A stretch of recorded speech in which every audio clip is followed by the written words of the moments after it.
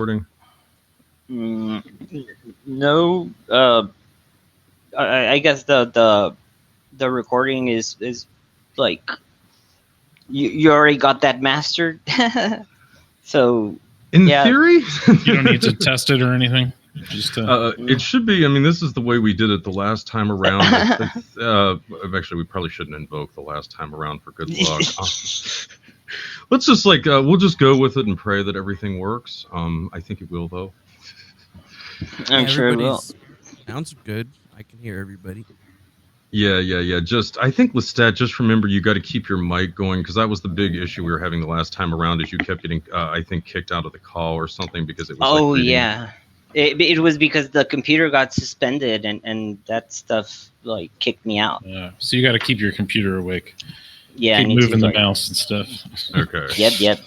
All right, so I think as long as you do that, we should be fine on the recording end here. All right. So I guess I will start the countdown here on 3. We'll start recording on 0. I'll do the introduction, introduce each one of you guys, and then we will jump into the questions. Sound good, everybody? Yep. Yeah, awesome. I have my puppy with me. I needed hours. All right, go for it, man. Let me know when you're ready.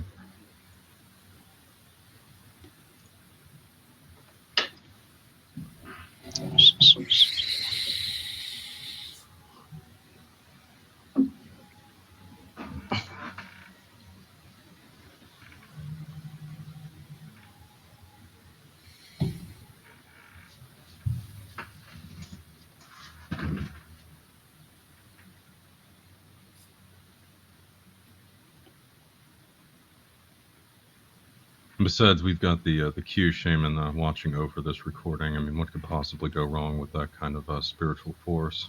Jacob? That's right. I just thought it was funny that you guys had that on your thing, because I literally have met that guy. All right, is everybody... Not anything related to Q, at least I don't think. All right, is everybody ready? I'm ready. Yeah. All right, here we go. All right, so 3, 2, 1.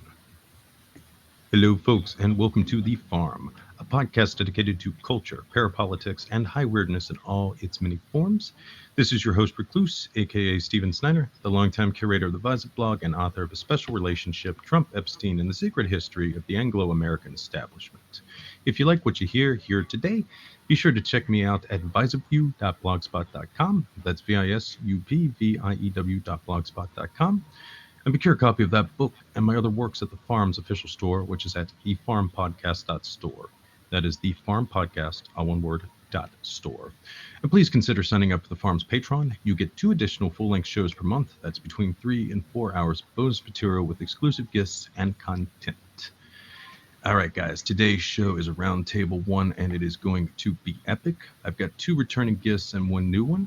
As for the newbie, he is one of the most enigmatic personalities on the internet. He is most well known for his involvement with Cicada 3301 during the mid-period and later the early days of QAnon. Folks, I give you guys Defango. Thank you so much for dropping by today, sir.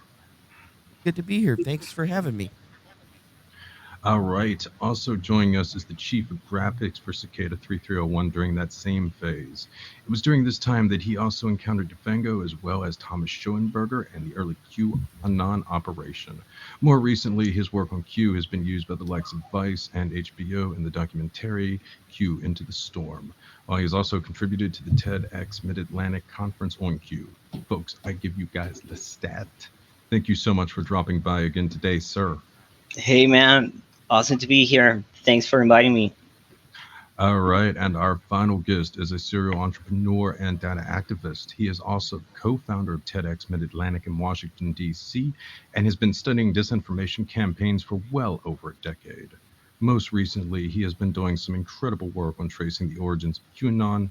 Elsewhere, his series, The Big History Behind January 6th, available for free on Medium, is quite eye-opening, and I urge all of you guys to check it out. Folks, I give you guys David Troy. David, thank you so much for dropping by again today, sir. Absolutely. I'm really glad to be back.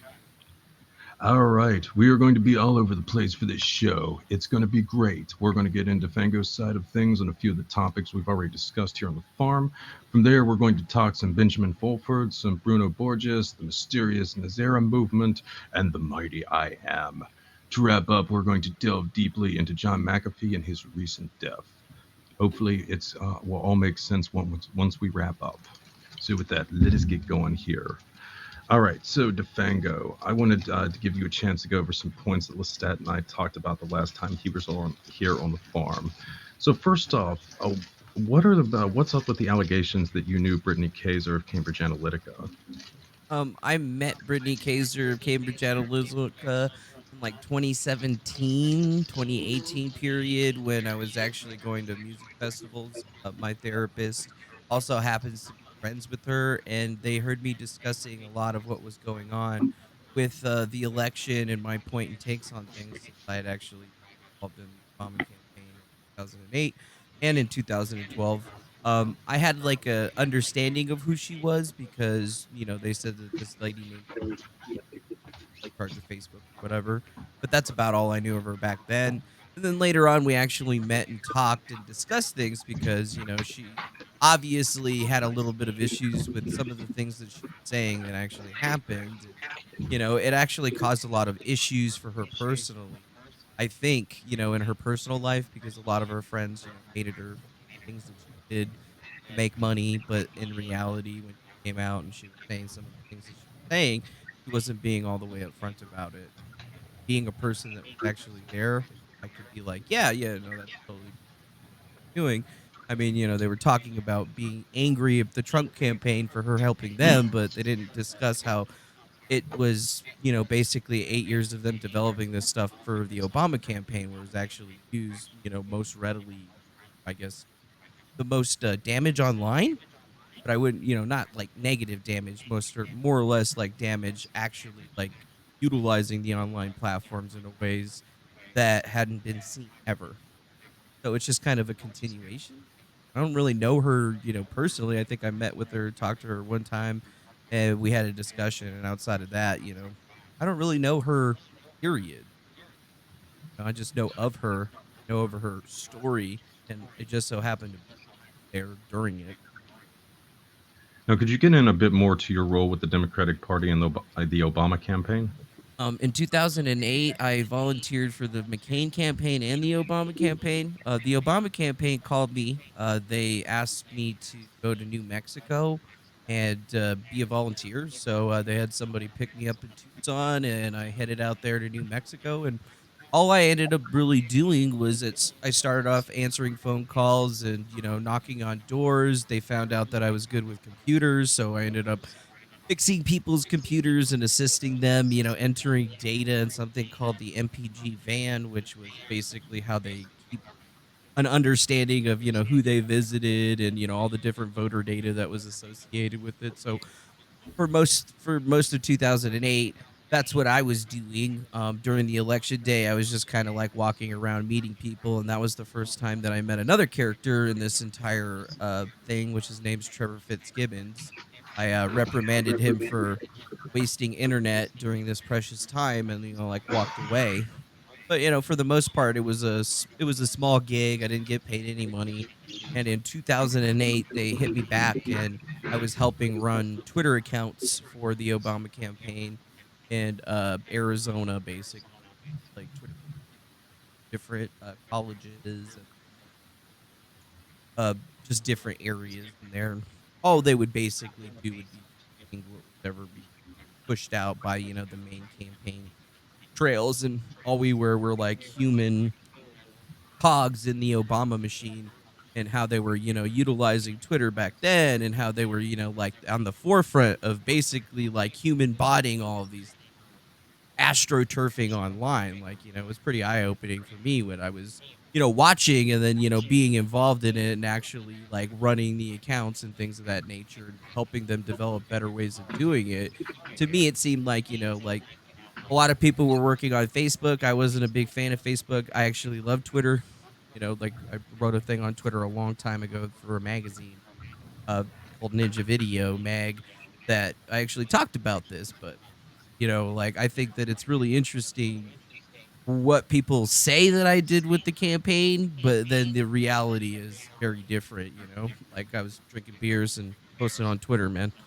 Or, I was driving or somebody drove me to New Mexico and I was like hanging out, knocking on people's door, being all like, yo, man, are you going to vote for Obama? You totally should. And, honestly, I supported Obama's ideas back then. I thought he was going to be really great. And then I saw him throw a bunch of my friends into jail, and they were going after all like the internet piracy gang. And, that's a thing that has been part of my You life mean like for, Kim.com and that type of thing? yeah, but since before Kim.com, like I'm talking like Like Pirate Ninja. Bay and the. Yeah, like after Pirate Bay came out, there was a site called ninjavideo.net that was really popular for people to watch internet movies and such. And I was one of the administrators on the website helping run things. I actually was doing all the artwork for the site. So, like a lot of the little banners and stuff that people saw, like I was creating those and posting those on the net. I also assisted in, the uppers and downloaders of providing all of the content. Like I have a strong understanding of exactly how the online piracy movement works because I was literally at the forefront of it. And even when they took down like Ninja Video, there was still another site called Release.net that we were involved in rather heavily. And this is still right around the same time that when the Occupy movement was barely starting. Like I came from the cypherpunk, more internet pirate form of, I guess, being on the internet. That's what I was doing. And after I didn't really get in trouble, I guess I say I didn't get in trouble, I just gave up all my info.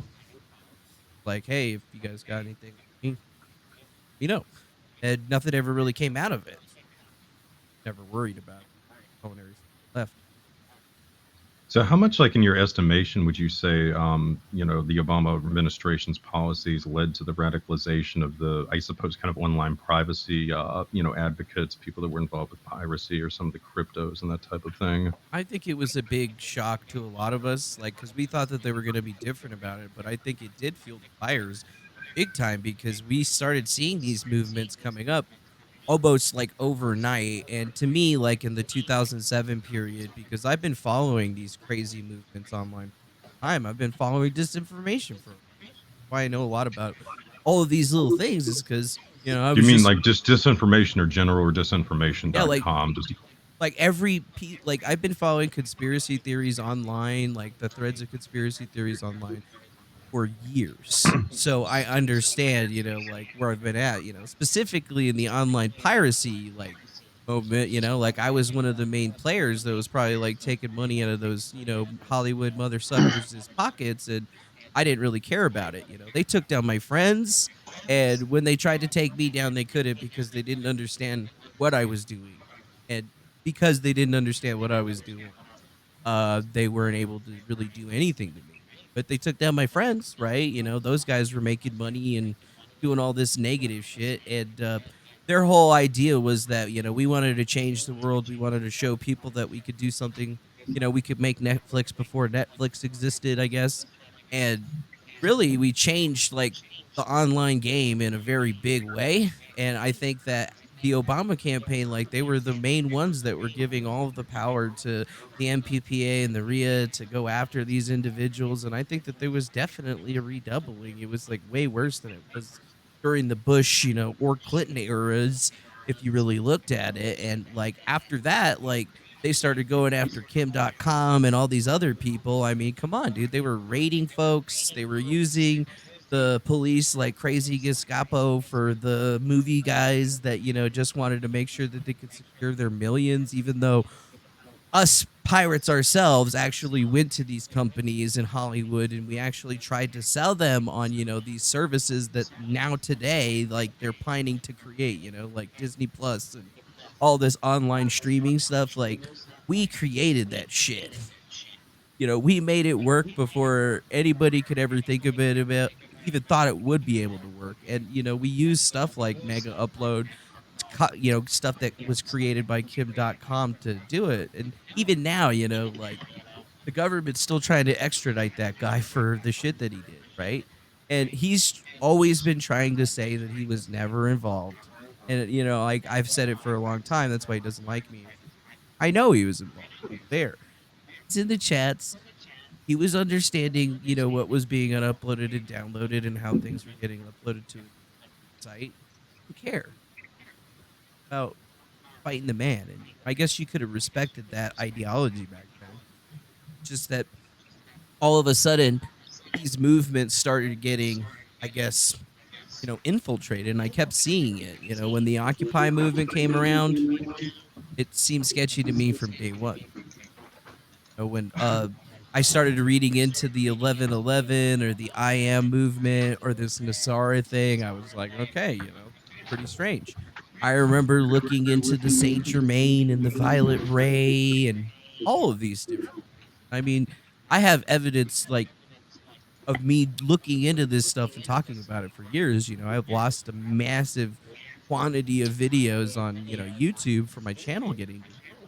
But, I had tons of stuff on there where I was literally going after disinformation. Anytime something new that came up, I would say something about it.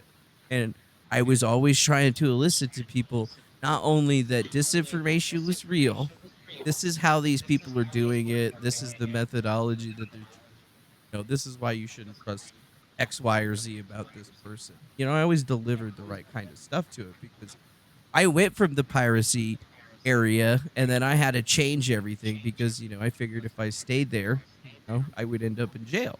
So I went to culinary school and, you know, completely just forgot about everything crypto in my life because All it right, seems to so be easier. how about the IARPA project study of alternate reality games? I think it was called "You Are Here" or something odd like I that. wasn't in a part of that project. Okay, you were not a part of that. Okay. I worked on the IARPA project for Create, which was actually a project that after that, although I am aware of the You Are Here project that was done by IARPA. I actually have a book, that they put out on the subject of it that somebody. Oh, the one lady wrote it. I think I've got a copy of that too. That's an Okay. interesting book. It was an interesting product. For the IARPA stuff, I signed up online. One of my many people that watches my show came in and they were like, "Hey, you should try this out." And they were looking at getting me into metacalculus and predictions, basically. So they sent me a link to get signed up for the Create project, and I helped work on that project for at least 2 rounds. I didn't do the third round where they decided to go even farther. But during that time, all I was doing was working on those little programs that they had, and really all they're having you do is answer sample questions using the systems that they've derived, and then you're basically evaluating the system actually going to be viable for a researcher. And the main reason that I even got tapped for this stuff is because like I have been a very prolific online researcher on these topics and I have been right a lot about what I've been thinking about them 100, almost every single time. And I mean, I even went to the point where on a live stream I like busted an Ari, when they blew up that Ariana Grande concert with the bomb, like I found the terrorist cell that was behind that and like submitted the information on, online and via phone to the, the Brits. And they literally they took them fools down. And it was 100% based on the stuff that like I gave them. So it's like I act like, I've had a lot of people that tell me that I'm an analyst, although I do it in a different way. I don't have the same kind of understandings that they do, obviously, but I'm very prolific in how I understand how not only many of the internet conspiracies operate, I understand the different communities that are there, and like I can get around in them very easily, which is, why I think the whole Cicada 3301 thing is very misunderstood to a lot of people in a lot of ways because they don't get that, in 2013, somebody asked me if I knew anything about Cicada 3301. I was at a government think tank in Midway, Utah, talking to some people about an asteroid that may or may not hit the planet. And, I don't understand why I was selected to be there. I just ended up there, thing that happened. Somebody was asking me about Cicada and they were like, yo, if you ever get a chance to like, research it, I could tell you at least from, our perspective that this isn't the government, whatever. we think it's something different. We think it's like, a criminal enterprise, a criminal organization. So, if you ever get any good information, just let us know. I took that in stride for a couple of years and I never really messed with it directly until, I had a good opportunity. Like for me, it was always about watching that thing going on from the outside and realizing that definitely it wasn't these people, definitely it wasn't these people, but there was something a little. And I mean, during that time, we had the Occupy movement, and during the Occupy movement, just before that, NESARA was a thing that was getting pushed really hard, and there was a really big interconnection where people were moving folks from one conspiracy theory to another conspiracy theory, almost like buttering them up so that they could drop some omni theory that basically all encompasses everything that they've been seeding for the last couple of years. It was very strange to see because I would talk to researchers and like people in the intelligence community about some of these things, and like the answers that I got about their understanding of it really actually kind of scared me because it almost seemed like they didn't have as much information as was available for any Tom, Dick, or Harry to go Google online. And this gets into, I think, Discordianism in a great deal because it's basically the heart of what Cicada 3301 does. It's the heart of what QAnon was. And if you really look at the history of like Occupy and movements that preceded it, it was all a discordian nature in a lot of the ways. And like I've always used that discordian trope in my online content as a joke, kind of like because I know the Illuminati's not real, but I'm dumb enough to have driven and tried to research it for like 5 years to like prove it. Like I like to prove these things are real. I like to go meet the people or find the individual behind it. And, I've always just kind of moved through life as like having fun. In 2008, I was kind of like, shit, man, I'm in a bad way. I'm like a super pirate. I need to like change my life. I need to change my life. And, I changed it.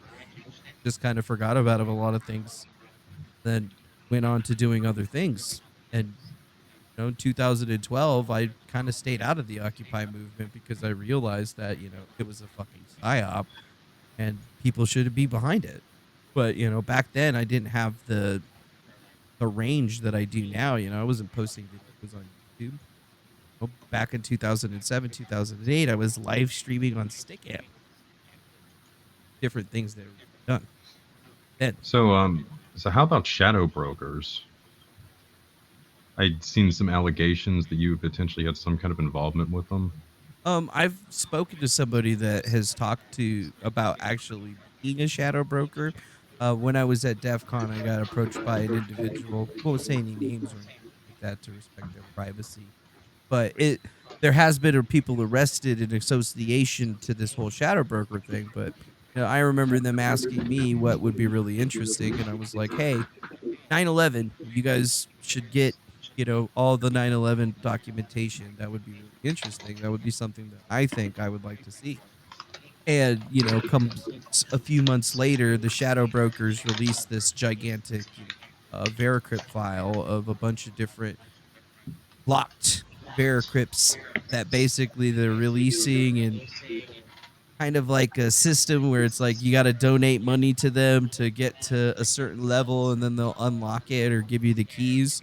So, like I wanted to see what was inside of the thing. So, obviously downloaded the file and then started unlocking and, opening things as they were delivering the keys. I think we only made it to the third level and then somebody paid for it not to get released. But in all intents and purposes, it was a copy of what would have been the entire digital data store of all of the files pertaining to the litigation specifically for 9/11, pertaining to like all of the people that died, the properties, basically everything 9/11 related. So it was a massive treasure trove, and there were some people out there that were trying to say that it was fake, but I mean, those people didn't even unlock the files or look at it. I mean, once you went through it, there was dates, times, and everything. Like, this stuff wasn't fabricated. I mean, they literally had the scans of, the original Silverstein properties, like lease on the building, and how much, each building was paid, and what the insurance price was, and what would get paid out, and so on and so forth. So I mean, it was detailed as all hell. And when they stopped posting, they only had two rungs that were left. And basically, if you understand kind of how those like legal system works, I had some ability to understand that. My mom was a paralegal. I used to spend some time at her law firm filing and doing things of that nature. And, like, I kind of figured out how all these systems work. And when I was looking at it, I was like, yeah, this is definitely something, and it was definitely something, because it's part of the reason my YouTube channel doesn't exist anymore. Because I was like just looking at that shit, without any, thought or as to who cares if they're, I should be looking at. I don't care about that. I cared about, what was inside, because I was either trying to prove that it was fake or real, and it was definitely real. So they definitely hacked into those people. They definitely selling those documents. We'll just probably never know what the last two little bits had. Although technically we do know it's videos. The videos is all it was, because it was the biggest. They're the biggest versions of the files, and throughout all the files, we had all the depositions from all the individual people, and I'm talking granular, every single deposition we got. And the only thing we were missing, and on all of those depositions, was the videos, because they videotaped every single one of the depositions. Like, there's a strong idea that we know what was in the rest of it, but I guess we'll never know, because they never released it. And, shadow brokers are just supposed to be a group of multiple hackers. One of them has been arrested, as far as I understand. But do I like hang out with these guys and party with them? No. It's kind of like, somebody walks up to you and says, "Hey, I recognize you from the internet. You want to get here?" I'm like, "Yeah, sure. What's up? You want? Who are you?" People always ask me really interesting questions about cool shit that they. I give them answers. I think that the shadow broker thing is one of those spots where I think that they already had the materials. They were just trying to figure out, what to do with it. And I don't think Right. it was actually a hack. I think more or less one of those guys probably worked for the law firm and just like copied that DVD one time, then just kind of like been sitting on it for years and just All right. decided to do it. Well, that is certainly a very interesting take on the whole situation. All right, so now I'm going to open this up a little bit to the rest of you guys, and we're going to go over a couple of topics here. So first up is Benjamin Fulford. For those of you unaware, this guy, I think, first started to gain some prominence, probably back around 2008. He somehow scored an interview with David Rockefeller where he had raised the specter of the gold standard to the old man or something to that effect, and also claimed that an alliance of secret societies from Asia, White Dragon Society and that type of thing, were about to go to war with the Illuminati and restore constitutional government or something to that effect. I, for one, had thought that he had fallen off the face of the earth, but apparently he is still with us, and in a big way, which is really unsettling in a lot of levels. So, when did he first start making the conspiracy rounds, and what are some of his greatest hits beyond what I've already outlined? Lestat, do you want to tackle that one? Oh, well, yeah, man, Benjamin Fulford, wow. Well, you can trace him back up to like not 2009, where he started to appear on Russian documentaries about basically conspiracies, and he was like this foreign expert because he was actually the editor-in-chief of Forbes Japan. And once you see that Forbes really has some sort of relation with Ron Paul, well, it kind of makes sense. But it's basically that was his that's where he came from. But but yeah, he started with Russian documentaries. Then there are some interesting videos of him with the White Dragon Society, and him like having this breaking peace treaties between the Alliance and actual like Illuminati. That his name is Leo Sagami, I think. That he's now like super friends with Roseanne. Like it's kind of a funny story, but yeah, we see him uh, up to that point, basically growing up from this Russia slash Japan environment of pseudo type religion, where the fantasy was that they had this millions and trillions of dollars, and they were gonna give it away to everyone, and they were gonna solve every all the problems in the world. You know, giving a lot of hope porn, and you know they have been fostering that this idea of them having this resources. You know, it's very so much similar to spam emails that you got, where this person that found this fortune and blah blah blah. But they combine it with this whole political aspect that has its roots on basically you, you know, just praising Trump and praising Putin and from Japan. So you got his he even famous characters that sprung right next to him, like this Cobra guy. Then you see Benjamin David Wilcock, Corey Good, and he runs a bunch of websites that predate Q, and it's all about this disclosure project, event, the reset, the great ascension, and he is the presence, real presence in Japan that impulses this movement from there since the very beginning. All right. So when did his links to the Schoenberger crowd and crypto really start to formulate?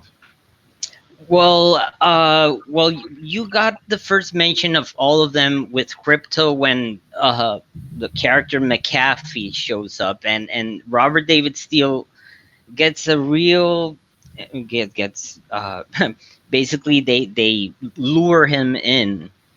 You know, they have this way of surrounding people. You know, oh, you're awesome, you're great. Why don't you talk to him, to this person and to that person, and you probably would get in.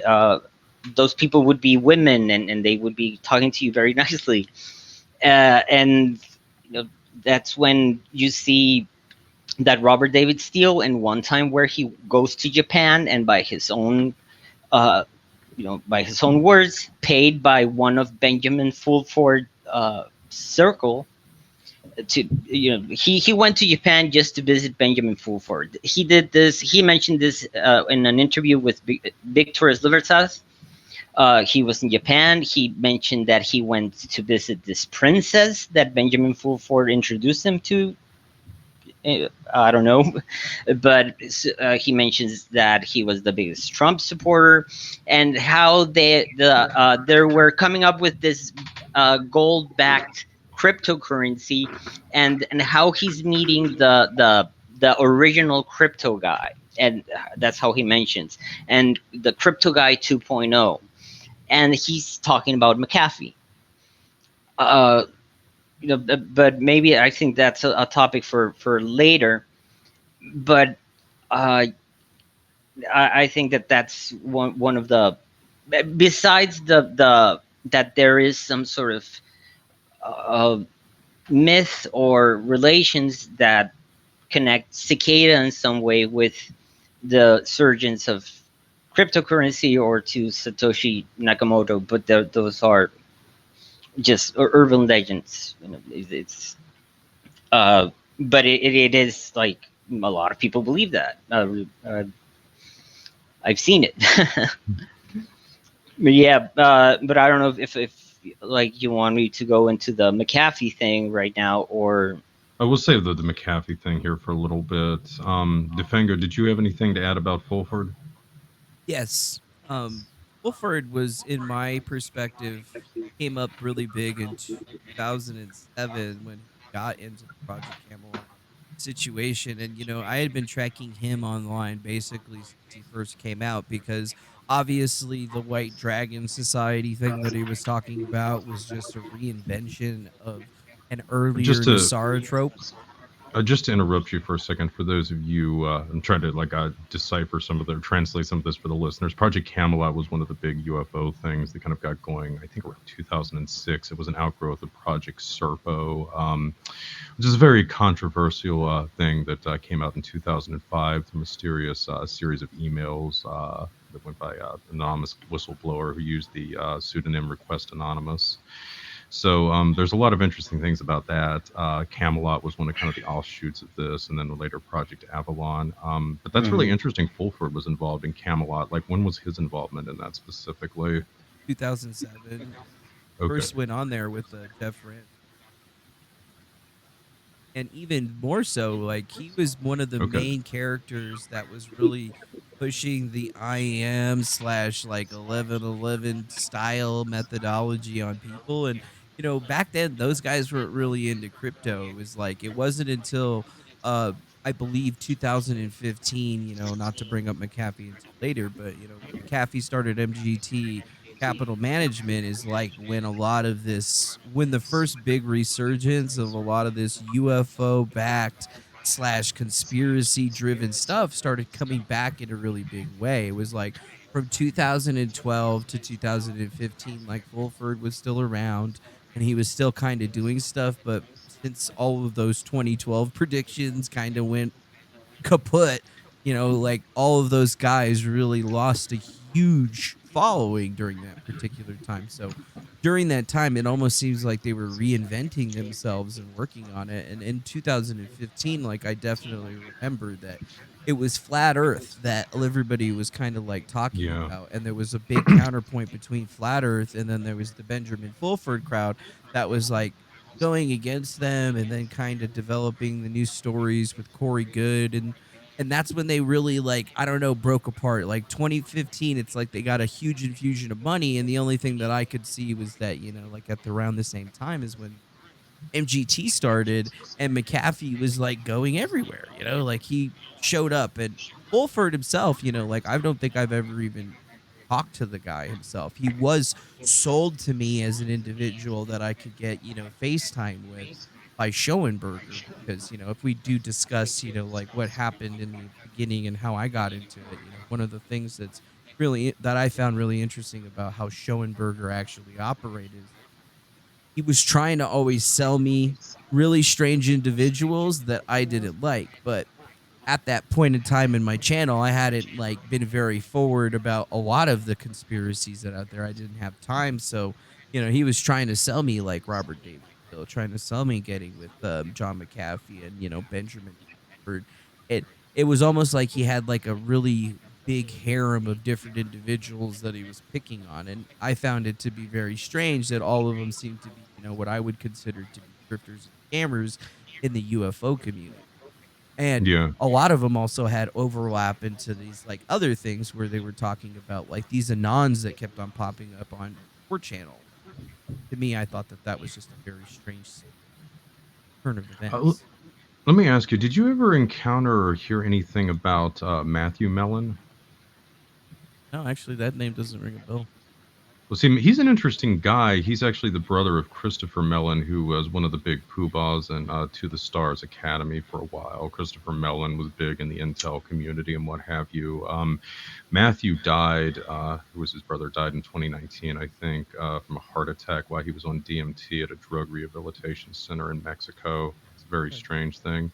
But Matthew's big thing was he was a crypto investor. He was the richest. He was a member of the Mellon family of Pittsburgh and the richest of his generation, mainly through crypto investments. And specifically, he was really big in Ripple. Yeah, Um, XRP scam. mm-hmm. But yeah, there's some other stuff about him in the UFO community that I can't go on record about right now. But yeah, I'm very interested in that potential topic, though, UFO and cryptocurrencies, because of that reason. But anyway, while we're on the topic of weird stuff, let us get into Bruno Borges. Lestat, I know this is something you're really into. You want to take the reins here? Well, I'll give it, but I'll give it a shot. But it's an interesting story that happened in 2017. Lots of stuff was happening on 2017.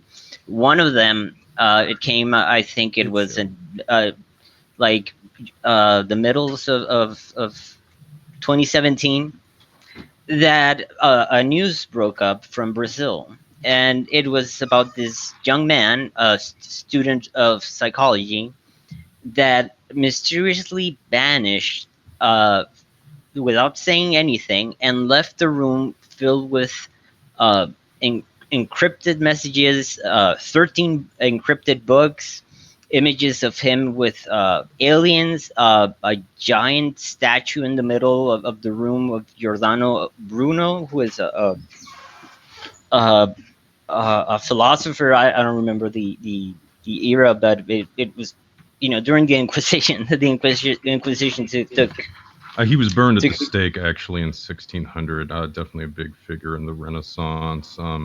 The other yeah. thing too about Bruno, I'm sure probably a lot of the listeners are familiar, but I'll plug it again, is a book, Eros and Magic in the Renaissance by Miano Culiano, I believe. I'm probably butchering that pronunciation, but it is an amazing book, and it goes into effectively the origins of psychological warfare and the type of magical practices guys like Bruno were advocating in the Renaissance. It's very scholarly and oddly enough, very, very prophetic in terms of things like mimetic warfare, which is why it's really interesting that they would have these strange references to Bruno the Magician and all of this.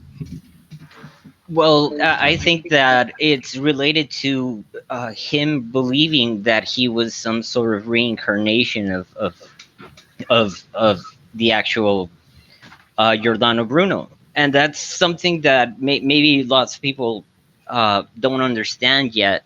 Is that some of these predators, let's call it, let's not give them a name, that are in the internet looking for someone that has that weakness of feeling the need of purpose, and that if you feed him like this false hero journey, like you're the chosen one, I'm gonna give you the spear of destiny, or you have this great task to wake everyone up, and all that's really something significant for someone, right? So what this guy did, Bruno, was left his house without saying like not telling his parents or anything, and he basically went into the jungle and lived for 2 months.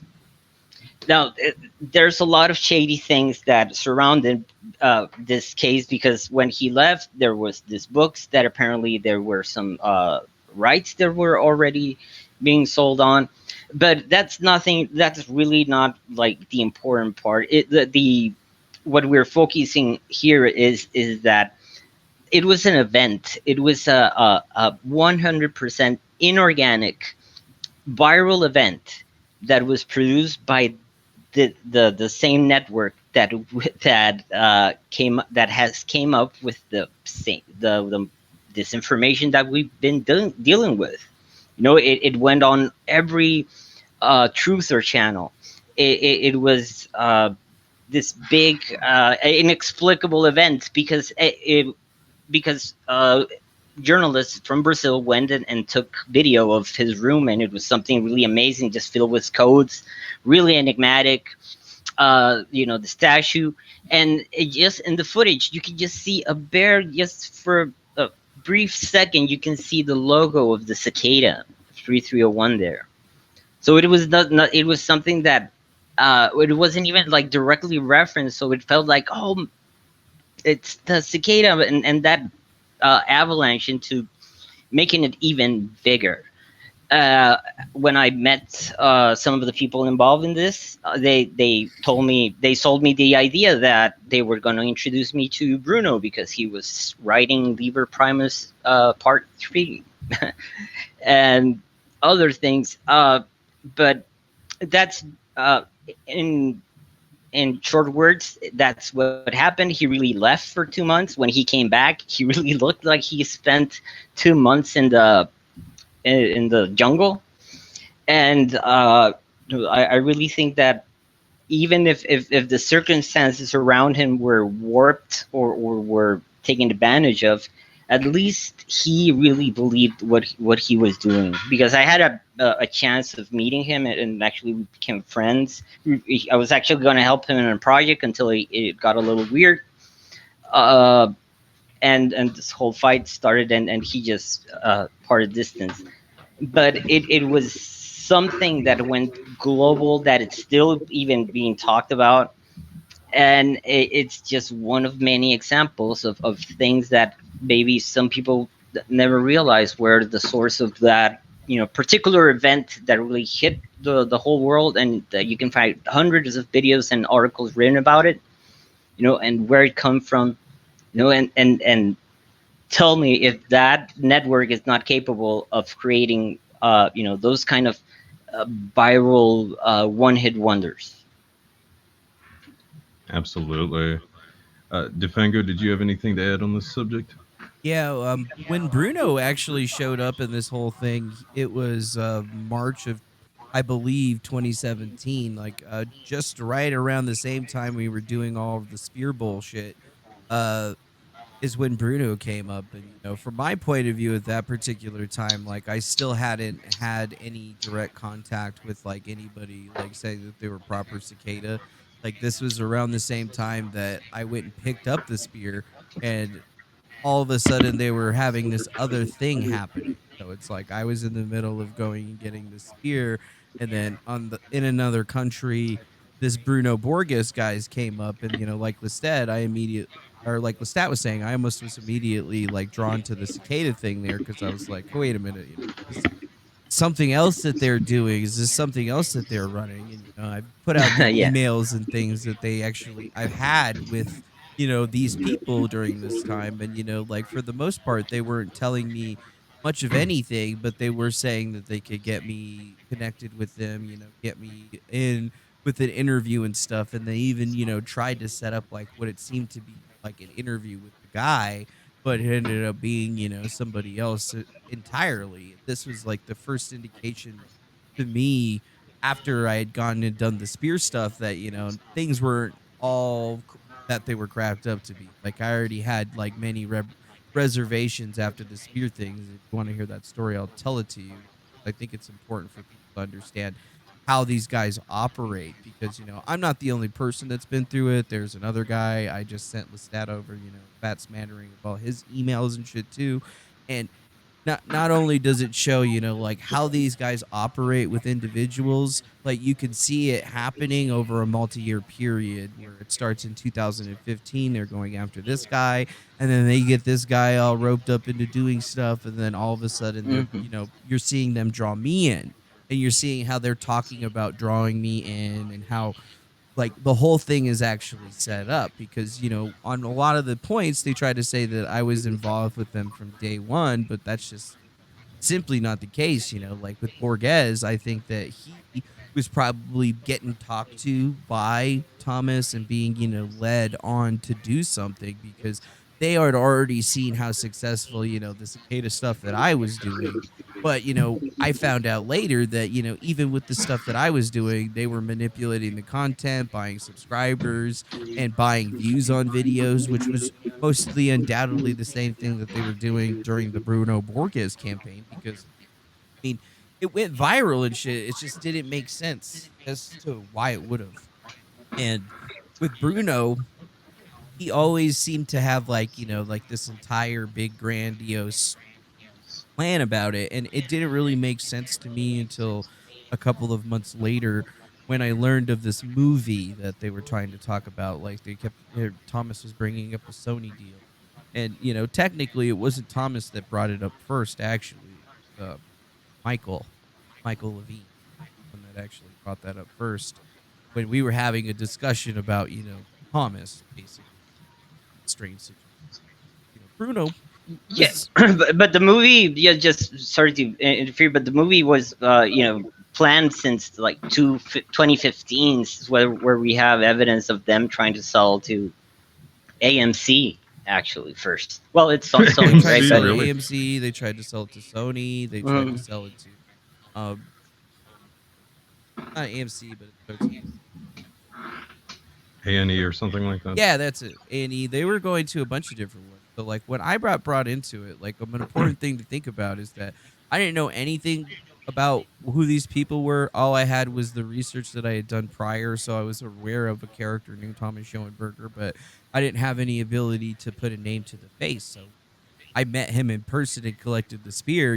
This guy wasn't even telling me that his name was Thomas. He said his name was John Magnus, which obviously yeah, complete horseshit. But like within probably I'd have to say 15 minutes of meeting him, I learned from his lady friend that was with him, Linda, that his name was Thomas. So like I knew that there was already something funky in the water. The fact that I had to go out into the desert to collect a spear that was never there was very interesting to me because like nobody else is out there. It's not like anybody else out there and grab that shit. And I started to realize that there was weirdness. So he made me go deliver that spear to Michael Levine, and that's when I was like, all right, this seems too Hollywood for me.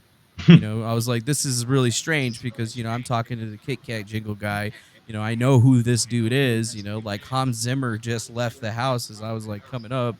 Shit, because like when I first met up with those guys, I met up with him and another, like very big artist that was involved with this hated thing, and that's when I was like, okay, so like this is more of a game. It seems like they might have this crazy criminal guy that's involved with it that they're letting shit happen with, but they never at the beginning towards April when the of 2017 when I was figuring this stuff out, like it was still there wasn't very much going on.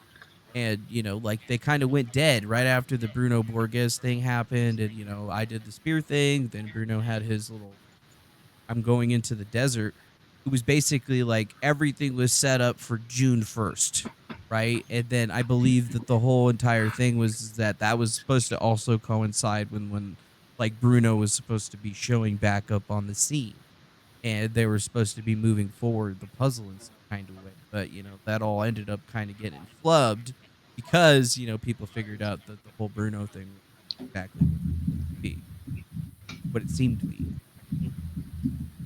Now, the Spear of Destiny is a big trope and kind of esoteric Nazism, going back to the book on it by was it Trevor Ravencroft, I think, or something like that, in '73. There's not a lot of evidence of any of the allegations about it, to put it mildly, but it has fascinated Hollywood and so forth for many years. It's a big plot point in the first Hellboy movie, for instance. So do you want to is there anything else that you wanted to add into the whole thing with the Spear of Destiny, this sort of what quasi treasure hunt, I guess, that they had you on?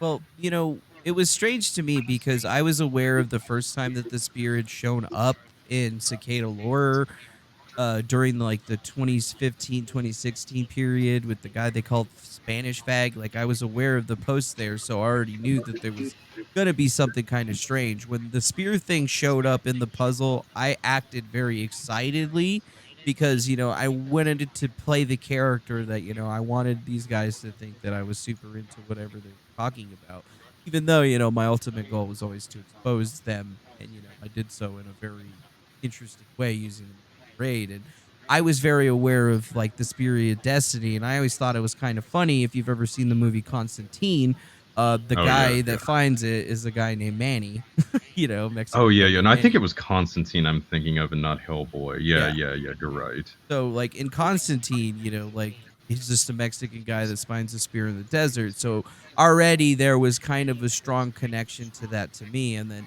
studying these puzzles since 2012, like they had been increasingly getting more, I would have to say, radicalized. Like the message was changing over time, and especially during this 2017 period it seemed like they were almost like trying to go into hellfire, brimstone, and just kind of like weird shit. So to me it seemed like it was a point. Did I ever believe that they had the real spirit destiny? No. But did I effectively make them think that I believe that shit? Hell yeah.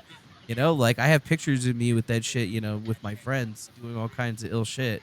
We took them because I eventually wanted, people to realize that obviously I'm just playing a character here at this point. And I got thrown into this thing.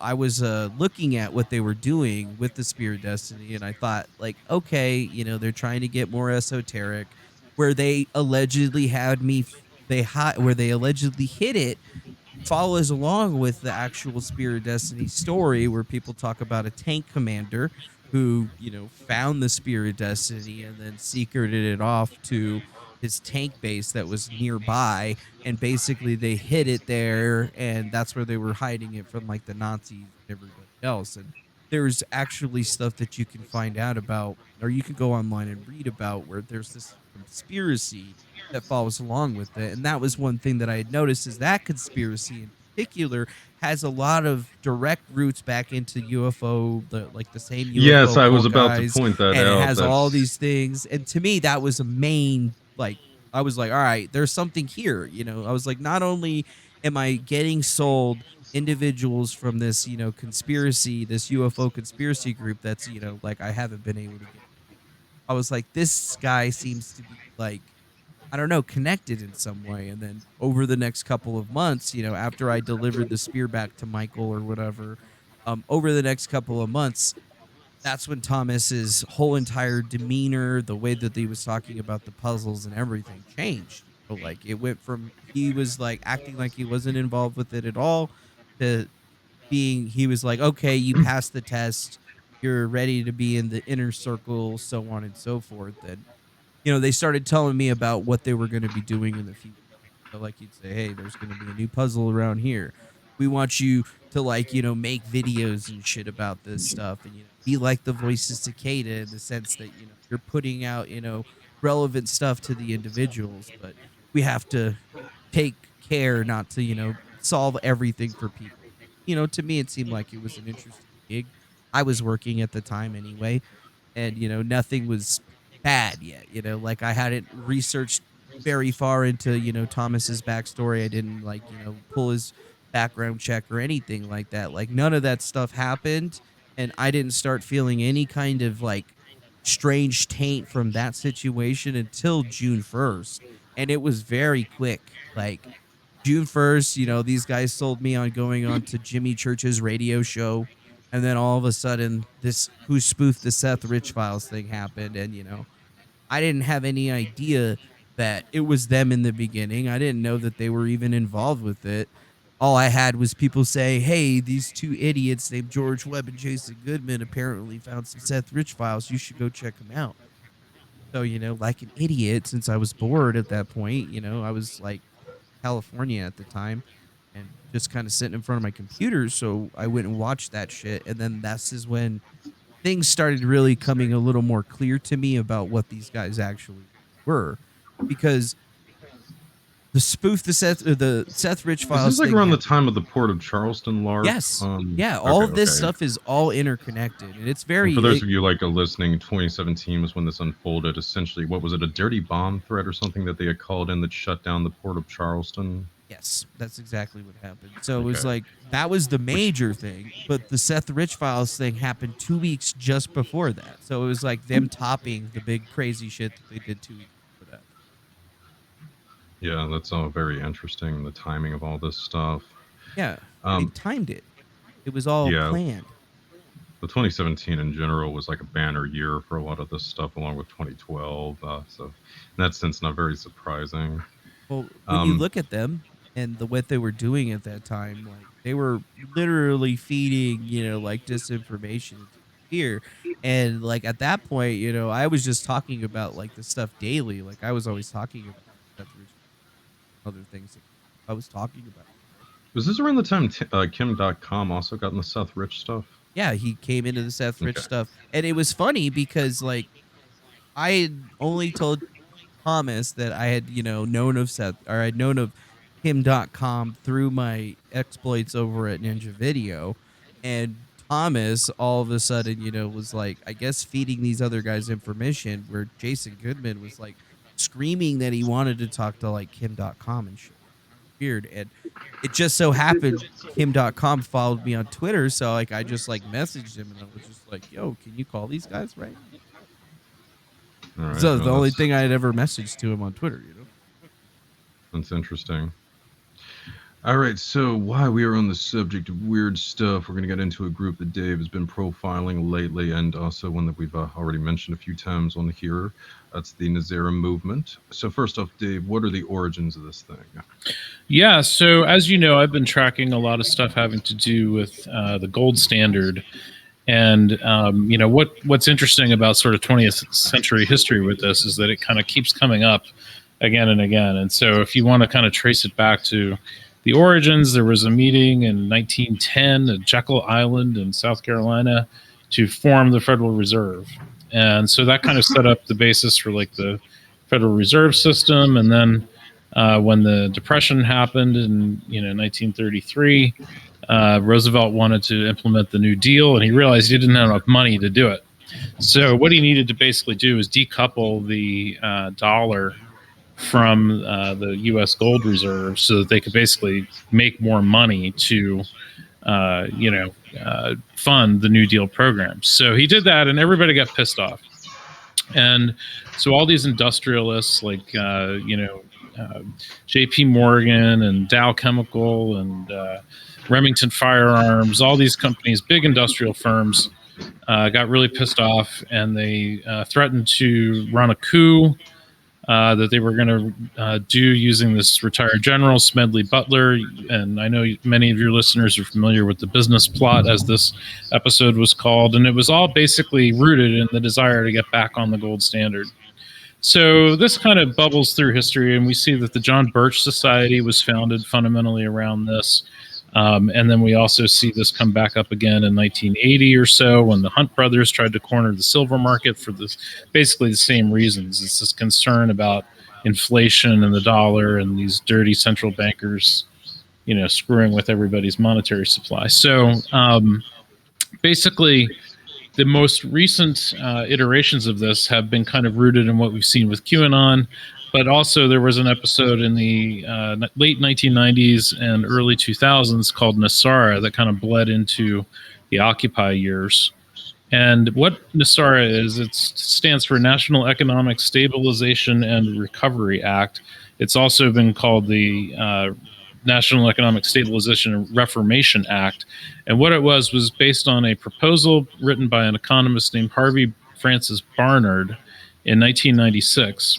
And he wrote a book called Draining the Swamp, Monetary Really? and Fiscal Policy Reform. Yeah, it's kind of ironic. Uh-huh. Basically, he came up with this kind of, I would say, fairly, well thought out economic proposal for like simplifying the tax code and doing a bunch of fairly, I would say, anodyne and mundane financial changes to the system. And what ended up happening was this got kind of picked up by, I guess a burgeoning conspiracy crowd who thought, hey, this is sort of in the same vein of like returning to the gold standard. And oh, by the way, what if we eliminated, Congress and we got rid of the president and we did all these crazy things? And like, so it kind of got turned into like this sort of QAnon, like everything conspiracy that was going to like, throw the dirty evildoers out of power. And what ended up happening was they alleged that this bill, converted from being just this book draining the swamp to being like a full-blown act, was enacted by Congress in March 2000 in secret and kept, under lock and key because they didn't want anybody to find out because it was going to be too revolutionary. Mm. And it was allegedly signed into law by Bill Clinton in March of 2000. And it was about to be announced on September 11th, 2001. But the 9/11 attacks happened, thus disrupting the announcement of NESARA. Got the Bill Clinton Now, clone. The Bill Clinton clone. Yeah. Well, there's a lot of little side offshoots to these stories, but the basic idea there is that in this particular telling, Bill Clinton was actually kind of a good guy because he was the one trying to bring NESARA into being, and these guys didn't want. They were concerned that the Iraq War was about to happen, and they wanted to stop the Iraq War. So where I'm drawing a lot of this particular narrative from is a recently uploaded documentary called "Waiting for NESARA" that was done in 2005 by a guy named Zeb Haradon, and he just recently, like 3 weeks ago, uploaded it to YouTube for watching for free. And what's interesting about it, I've been aware of this NESARA thing for a long time, and there's all these little narratives that you kind of see in the UFO world that are tied in with it, and then things that repeated into things surrounding Occupy and then QAnon. But what's interesting about this particular documentary, and you can just search for it on YouTube, it's just literally called "Waiting for NESARA." You're going to tell us about the dove of oneness now. Yeah, exactly. Is that you can kind of see all the parallels to, the QAnon stuff. So basically, there's a woman who starts to deliver these like NESARA updates about what's really going on with NESARA, and her name is the Dove of Oneness. And she starts putting out what people are calling dove droppings. Dove droppings. Dove droppings, yeah, and literally that's what they were calling them at the time. And they would droppings are more dignified. I mean, that's one of the only things you can really it sounds a little bit more something, So anyway, these dove droppings were coming out, and they were done via like telephone voice messages, stuff like that, and there would be interspersed also with voice messages from like the Ascended Masters, different Ascended Masters that were involved in this. And of course, all of this was being guided and informed by our old friend, Saint Germain. And Saint Germain was said to be meeting with the world bankers to be ushering in this new financial order, and that Saint Germain was doing this, and Saint Germain was doing that. He was also coordinating with white knights or white hats within government and the military who had intelligence connections to save the country from this, evil reptilian Illuminati. And so, this sounds remarkably familiar, and it was all going on in 2002, amongst like Mormons in Utah. That's what the group that this particular documentary follows, is a group of kind of apostate Mormons near Salt Lake City. But the notion of like the involvement of Saint Germain and I Am and the droppings and the mysterious messages and the Ascended Masters, all of this is just so much like the QAnon narrative. And when you dig, of course, down into the Q world and you get into, Lisa Kleypier and Robert David Steele and Benjamin Fulford and these, the idea of this like money that's being reserved for, people of goodwill who go along with the program based on, usually these caches of gold that are either, related to World War II or, some other sources of gold. You can see it's basically the same narrative. And, it's just striking how much parallel there is there. So I think one of the things that we can take away from this is that, all of this nuttiness that we kind of perceive now with QAnon and, Defango's given us a good idea of kind of where that came from in this most recent iteration.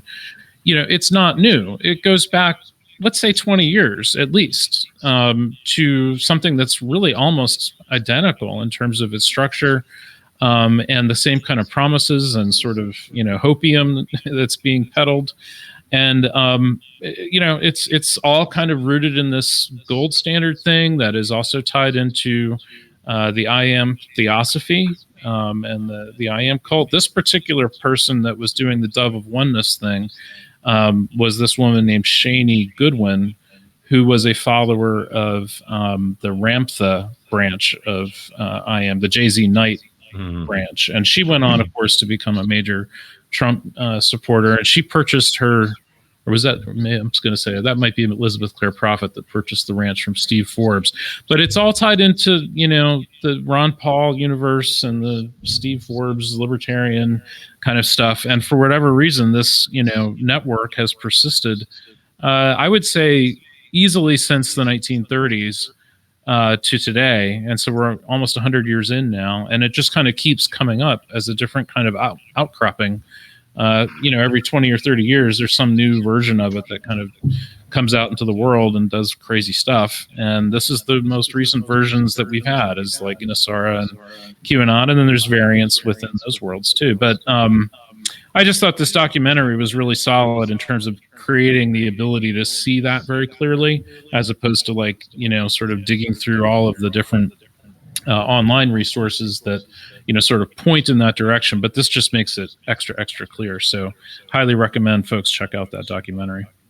Absolutely. And the group was called the Open Minds Forum, I believe. Obviously, there was quite a prominent UFO website that's still around that I believe was launched around 2004 that was really big, pumping the Servo stuff, and then later was kind of tied in with Project Camelot and Avalon and all this other stuff. Now, we don't know if it was connected to this group or not. The time frame kind of fits, but there's still a lot more research to be done on this topic. And also the Mormon connection to this is really interesting. There are quite a few Mormons who have really prominently pushed a lot of the UFO stuff, especially in recent years. I mean, this is where a lot of the funding for this kind of thing comes from. And of course, Harry Reid, another prominent Mormon, was the one who had originally set up the UFO program that Robert Bigelow was investigating in a private capacity with federal funding. So, well, what I found kind of interesting about this particular group was that they were, they're Mormons, but they were mostly excommunicated from the Mormon Church for being too crazy. Yeah, I think they took the ancient astronaut thing embedded in Mormonism like a little too far. Right. Something. Well, and I think that there's kind of an interesting factional thing that happens there where, like, if you start... Well, yeah, because that's right. The one with the lady was actually, I should clarify, she wasn't involved from what I remember when the mainline Mormon Church, it was the FWS, the polygamist offshoots, if I'm not mistaken, right? Exactly, yeah. So it's kind of like that factional component to Mormonism, and I would say there's probably like at least 3 factions that you could point to that each are tied in with different parts of this. But it's kind of like if you are sort of out of the mainstream of like sort of whatever I guess the normcore Mormonism is, then you have this opportunity then to go kind of be radicalized with other Mormons that aren't totally down with whatever the main thing is, and then you're kind of available to join whatever sorts of belief systems might be floating around. And in Utah, that could be a lot of different things, up to and including all the ufology stuff, and or even, I mean, I'm kind of thinking of the serial killer Israeli Keys as well. I mean, his family originally was a polygamous Mormon sect, and then they gravitated to Christian identity politics, and then I believe by the time he became a mass murderer, he had gone on to Satanism. So it's kind of a gradual little chain of progression there in some ways. Yeah, well, and that's the thing. You've got an opportunity, in that kind of Utah context, for these people that have been expelled from the Normcore to find each other and to start stuff up. And so I don't think it's a coincidence that a lot of this stuff comes from communities like that. And that's not to, cast aspersions against the Mormons. I think it's just how factions work, Well, it's also, I think, the myth-making component as well. I mean, obviously, this is a big part of the Q stuff and what have you. But I mean, it's, what's his name? Jason Calabio or something like that. He's done some great exposés lately on To the Stars Academy. But I mean, he's really done some fantastic work on the Mormon Church's role in essentially trying to fabricate a lot of these, archaeological finds from the 19th century to, point to this history of white people on the continent for however many years before Columbus and what have you. So there has been that sort of real obsession with trying to remake, the mythos and history of this country. And I think that's kind of something that translates into like some of these modern movements. Well, and what I think is interesting is when you look back at kind of where all the kind of theosophy stuff came from. You start with like Blavatsky and Crowley, and you get into Besant and Bailey, and then you get into like Pelly with the silver shirts and the serious tradition, the Ballards, and then you go straight into the John Birch Society, and then you're into libertarianism and the Freedom School, and then you're kind of straight up into Occupy and NESARA and QAnon. I mean, it all has a very clear lineage, and so I'm trying to write some stuff now about kind of showing that particular history of kind of like the psychic roots of QAnon, I'm calling it for now. But it really does make sense when you kind of consider it as being like a long-standing factional conflict between, you know, sort of people that are sort of suspect of the system, want to use stuff like gold because it's very clear, you know, and crypto really maps onto the whole gold thing. It's the same thing, really. Versus, you know, people that want to have central banks and trust bankers and nation states and all that kind of thing. So it's a fascinating kind of look into the human psyche when you consider it from that point of view. Yeah, absolutely. All right, Crypto's a trap, yo. Yeah, for sure. All right, do you I guys have... think that Go ahead. just to quick mention that that's the realm of conspirituality, like that's specific realm, you know, where theosophy meets politics and economics and finance, right? Right. Driven by a certain belief system, you may call it numerology or gematria, or and I think that I don't know if maybe I missed it, but there's a connection to Reagan also, right? The president of Reagan, you mean? Or do yeah. you mean Donald Reagan, the Treasury Secretary? No, like the president. Oh, for sure. Mhm. Yeah, well, I mean, you know, bear in mind that stuff like the CNP was really put into place with the election of Ronald Reagan as an effort to operationalize sort of the gains that they felt like they could make during that period, you know, and so all of that stuff was straight out of the John Birch Society mix. Yeah, And it kind of like what unfolded. It kind yeah, of unfolded too against the backdrop of the farming crisis, which I think was so crucial too, to just, you know, the ability to radicalize a lot of middle America during that era. And I mean, you know, you sort of see the same thing playing out you know, during this past decade with the long, you know, recession after the Wall Street meltdown and all this other stuff. Well, not just the farming crisis, but also the oil crisis and the inflation that was rampant then. That was the thing. The interest rates were really what was driving like the Hunt brothers to, you know, get involved with like land purchases and, you know, silver purchases and whatnot, because they felt as though the dollar was, you know, not reliable as a store of value. And so they were like, okay, you know, let's do all this other stuff. And of course, what ended up happening was that they tried to corner the silver market, and they bought as much silver as they possibly could. They even started buying silver on credit. And then what the options people put a lid on that by saying you can't buy silver on credit, which actually crashed the price of silver and kind of let the air out of that problem. But that's the kind of thing that isn't happening right now with crypto.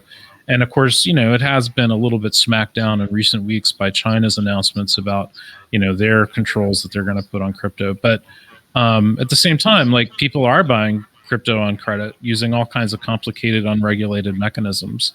And, you know, it's the same attack kind of replayed 40 years later. It's crazy to watch. But, and what I'm surprised by is the number of people like in economic circles that don't see it as being effectively the same thing. So very interesting.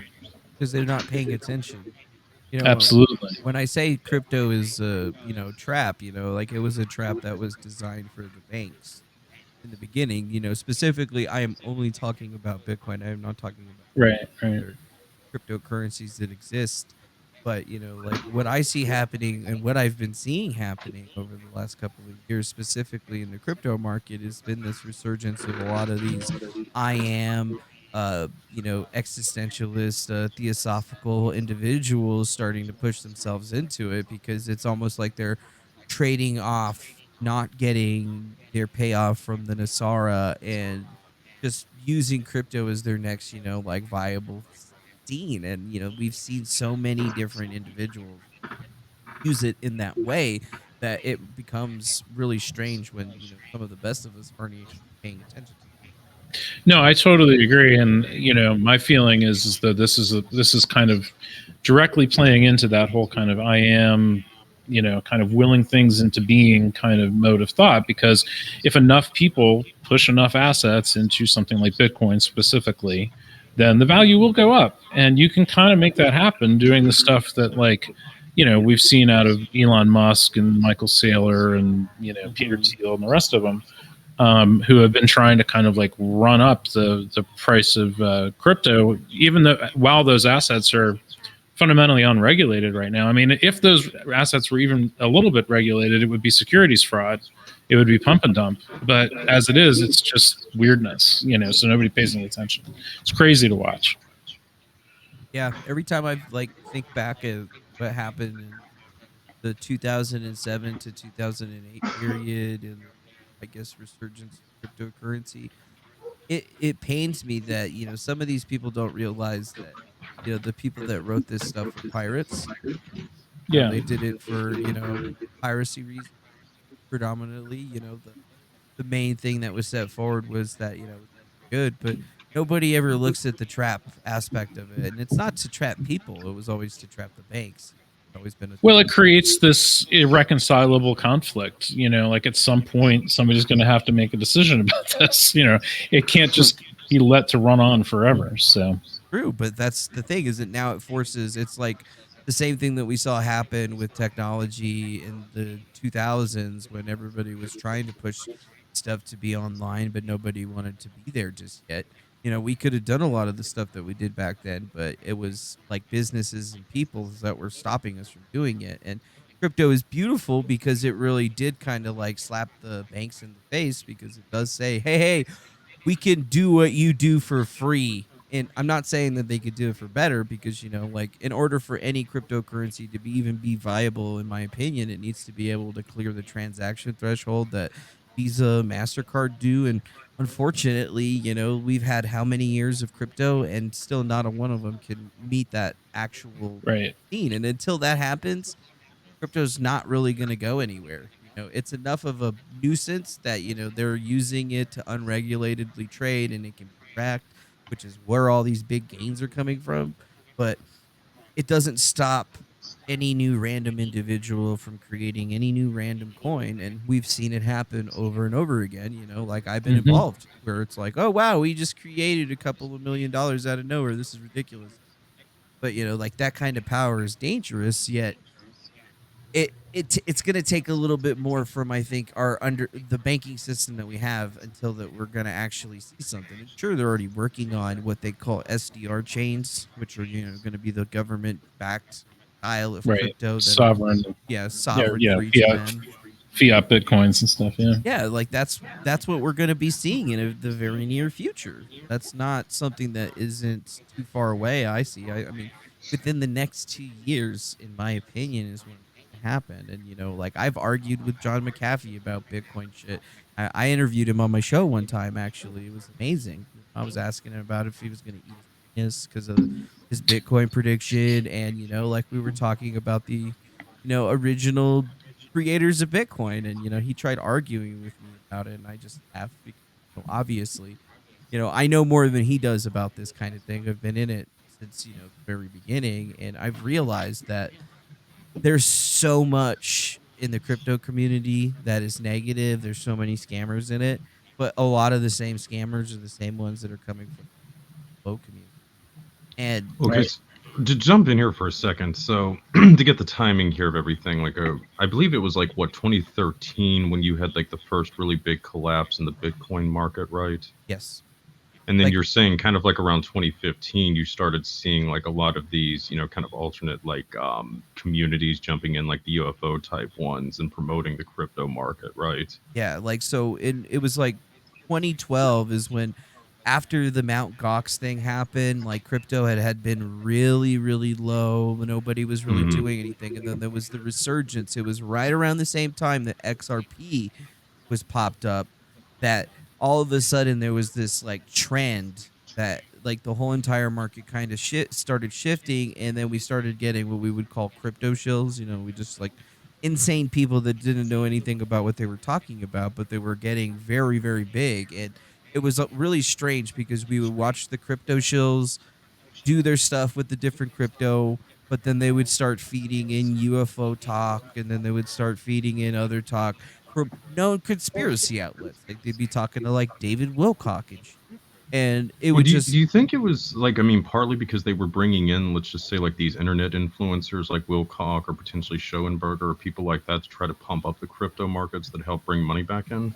yeah, well, that was part of it for sure, but it seemed like there was even more going on underneath the head, because once you started watching it, if you really watched all the markets, because I ran a website for a long time called Altcoin Today, where I would just like every day I would talk about all the different altcoins that were coming out because they were just like endless. They still are, but we started noticing that certain groups were trying to develop these cryptocurrencies and then sell them like, they were selling unregulated securities to people, but they were selling them as securities. And there was a big hullabaloo about that. It really didn't get to the head until, big characters like McAfee had gotten in, and then he started his thing, and then he was like pumping and dumping any little thing that he could. And it's almost like you could say that it's almost because of what McAfee was doing that now people are even starting to really understand what's happening, currently right now in the crypto sphere. It's still overvalued in my opinion by at least $20,000. And like, I've always not been bullish or bear on Bitcoin. Like, I've always been a realist on it. Like, I used to have a shitload of it. I got a bunch of it stolen. I lost private keys. I have hard drives that don't work anymore that have, probably millions of dollars on them. But, I can't accept whatever. I look at it, as always, as it's been, like a test, a game. It was like the Silk Road before the Silk Road started. It was designed to be that. It was designed to be the medium of chaos, essentially. And if you look at the people that were researching it and working on it during the time, a lot of them really didn't care.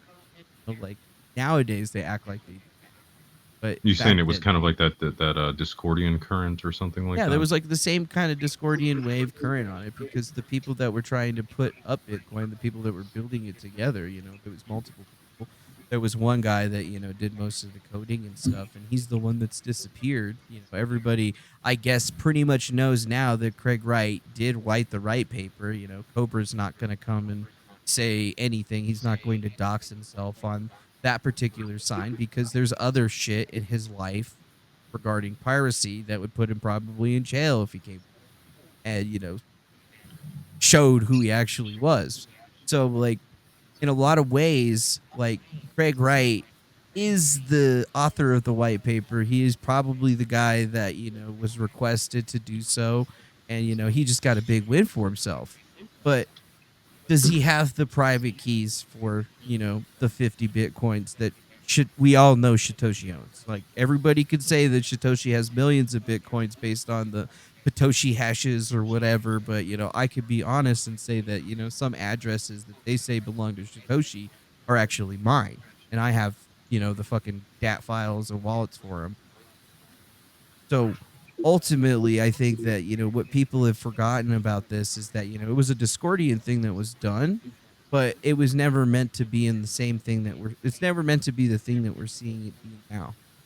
Like, it was never meant to be the end. It was always the beginning, because Bitcoin is not stable enough for it to be a world currency. I mean, essentially, in my opinion, it was never even stable enough to be considered gold. All right, let's get into John McAfee here. So, when did his ties to the Schoenberger network begin? I mean, I know you've already elaborated a little bit on that, Defango. Lestat, do you have anything you want to add on that topic? Yeah, well, actually, I think that I already mentioned a little bit about the McAfee thing. We are well aware that recently he deceased. He died He in ascended. He ascended, Lestat. exactly. He's now part of the Ascended Masters, right? Yes. With God, that is a uh, terrifying. He's running antivirus software up there too. While writing the viruses to go with it, I'm sure. I mean, well, he was definitely a character. It was amazing to see him at one point do that tour where he went through all the known truther channel communities, and his relationship that he had with Robert David Steele, with Ty Simpson, who is a relative of this person. His mom is the chief editor of MUFON. I was the It's one that figured that out. well, I Well, because I went to her yeah. house. Oh, oh yeah, I remember that that you This went is to. Lynn Simpson you're talking about? Was I it? think that's her name. Yeah.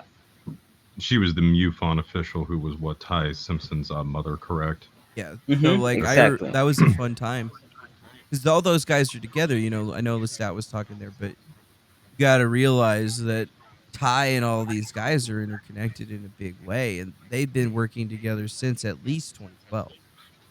The MUFON thing's interesting because JZ Knight was also like a really big backer of MUFON for a lot of years as well. And if I'm correct, wasn't Ty involved in an effort to like purchase a bunch of land in Colorado and set up his own little sovereign whatever out there? Yeah, he was also Yeah. trying to do the same thing in Nevada. Yeah. They So actually a passed lot of that common law. themes between these folks. Yeah. Yeah, It was some county or something they were trying to buy, like practically. I still have all There's these. a lot of land. To plant weed, basically.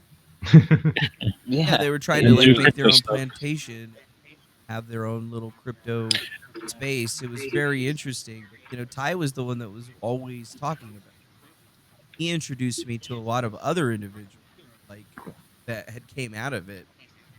In the beginning, he was like really trying to sell it, like he was in Schoenberg, but everything that he was doing was trying to say.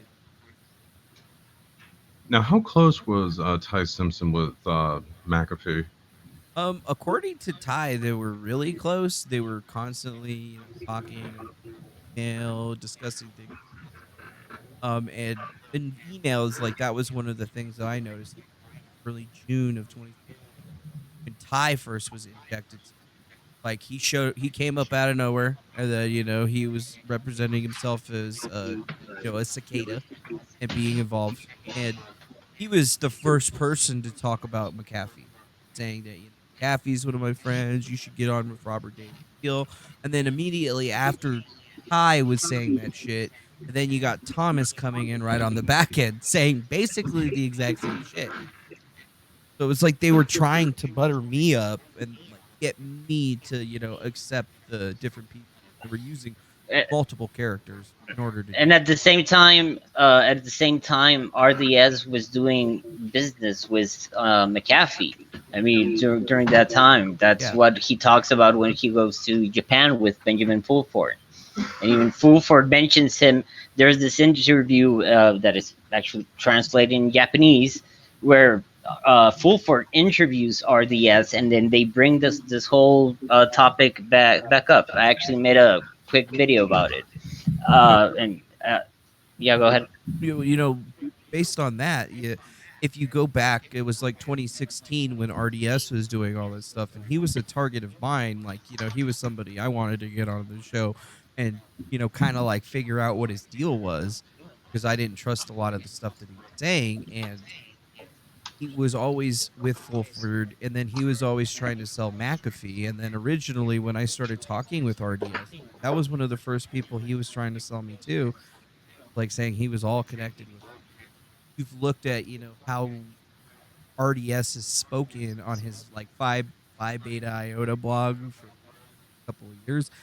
You could just review what is said on his blog, and it's not only a complete resurgence of everything that you read in NESARA. It's the same. It's pre-Q. It's Q before Q.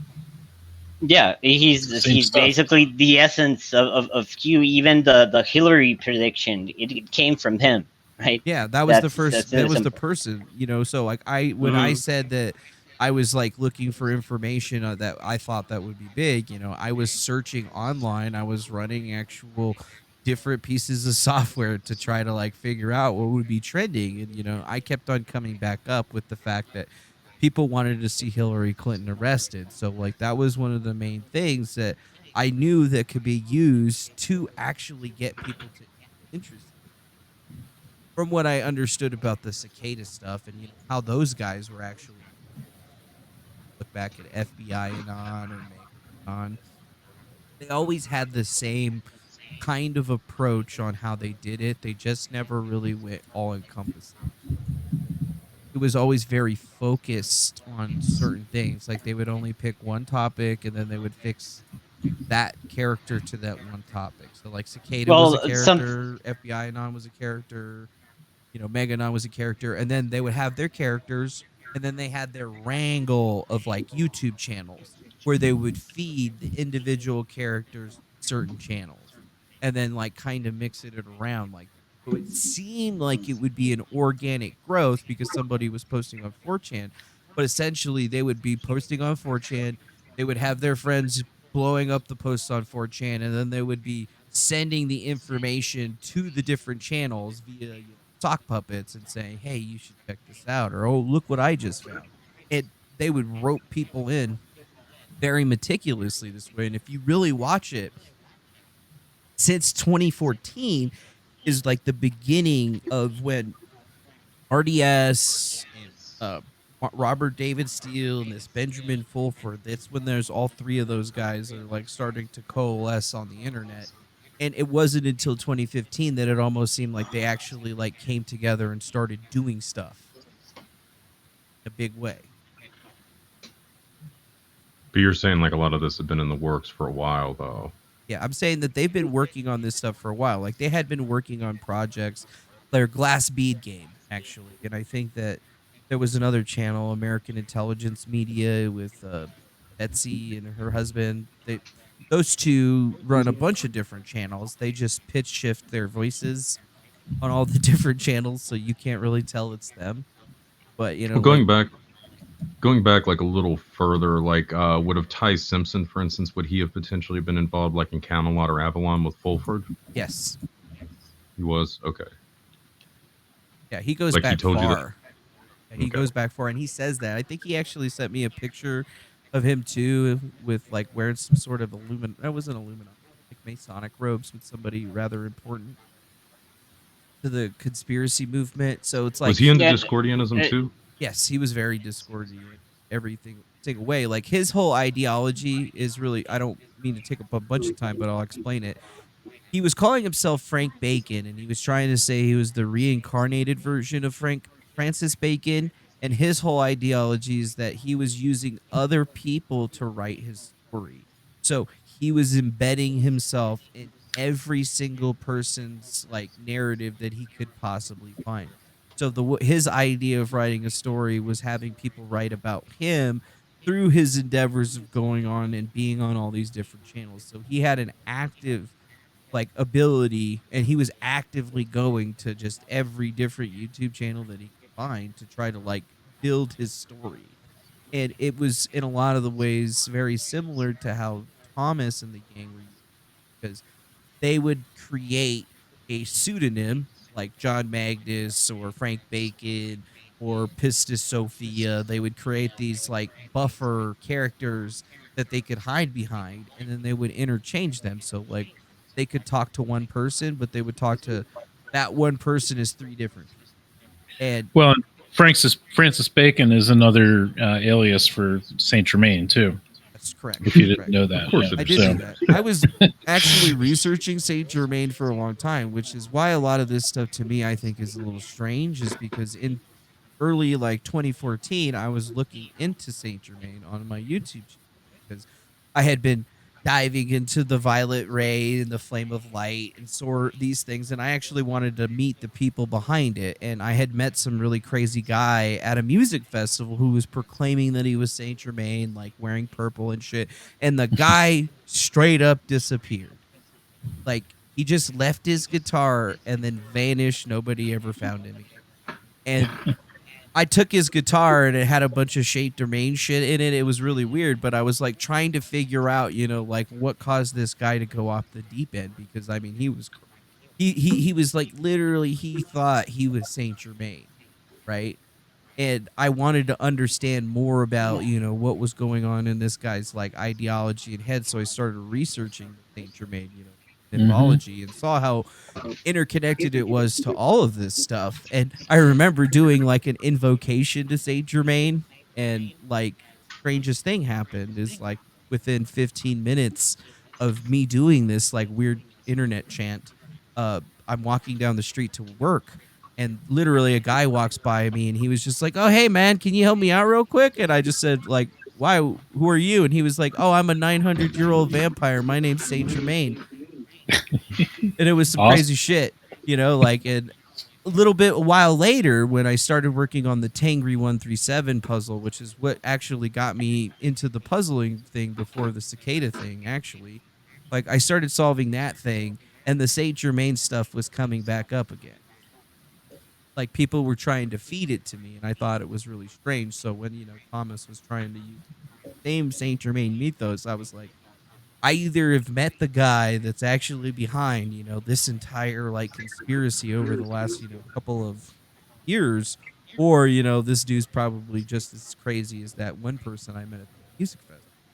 I used to follow people around at music festivals, being basically like a black ops caretaker where I would be partying with you, but I would be partying just a little bit less than you to make sure that if you party too hard, I could take you where you go. You didn't die. And he was one of the characters that I was following, but what we found out is the guy wasn't on any drugs. You know, on life, high on life, and he disappeared.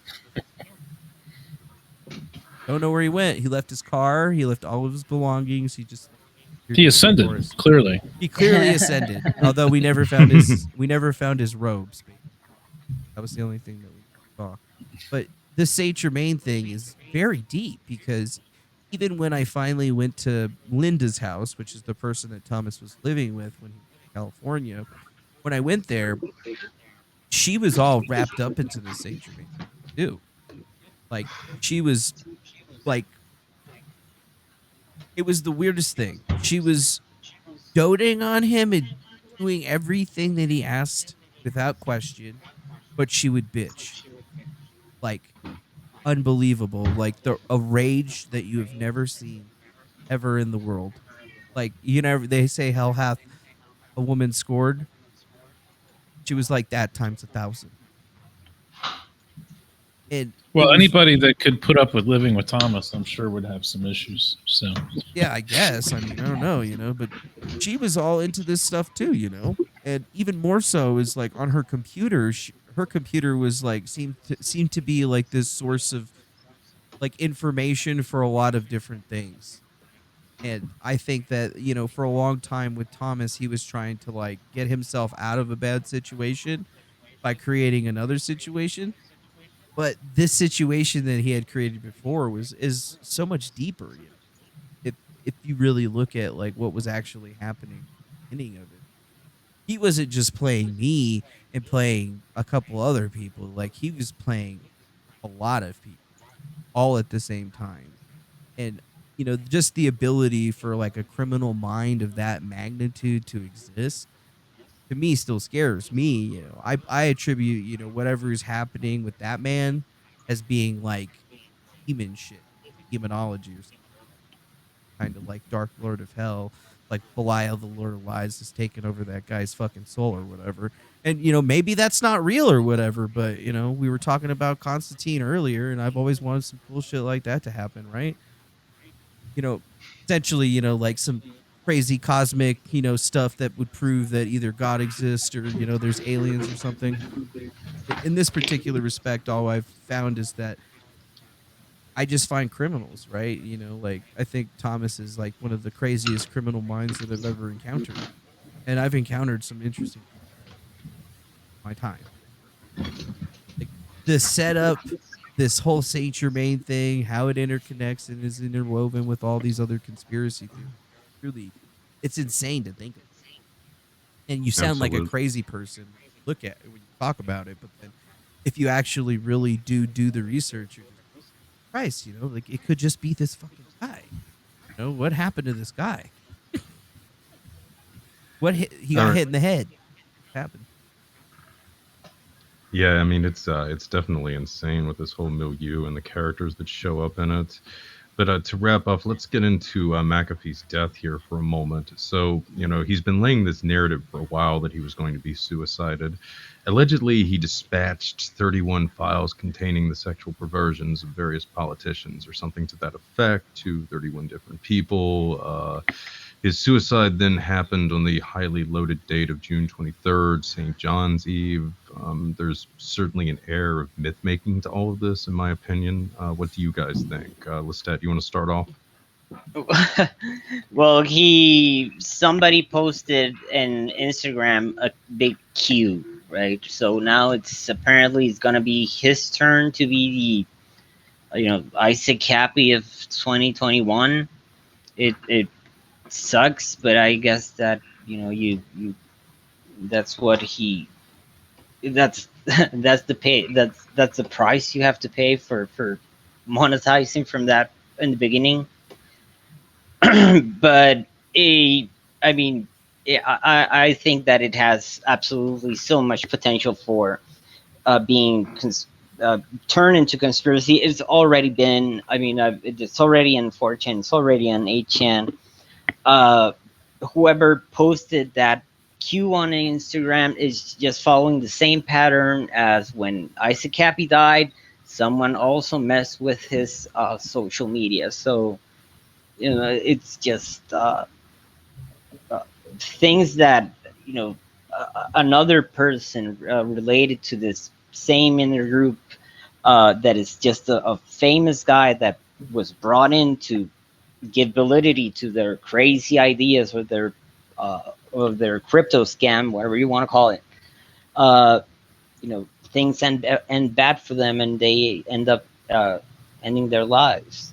There's something breaking people there. It's not the first death that we got. It's not at all the first death that we've seen within this network being either suicide or even suicide by cop.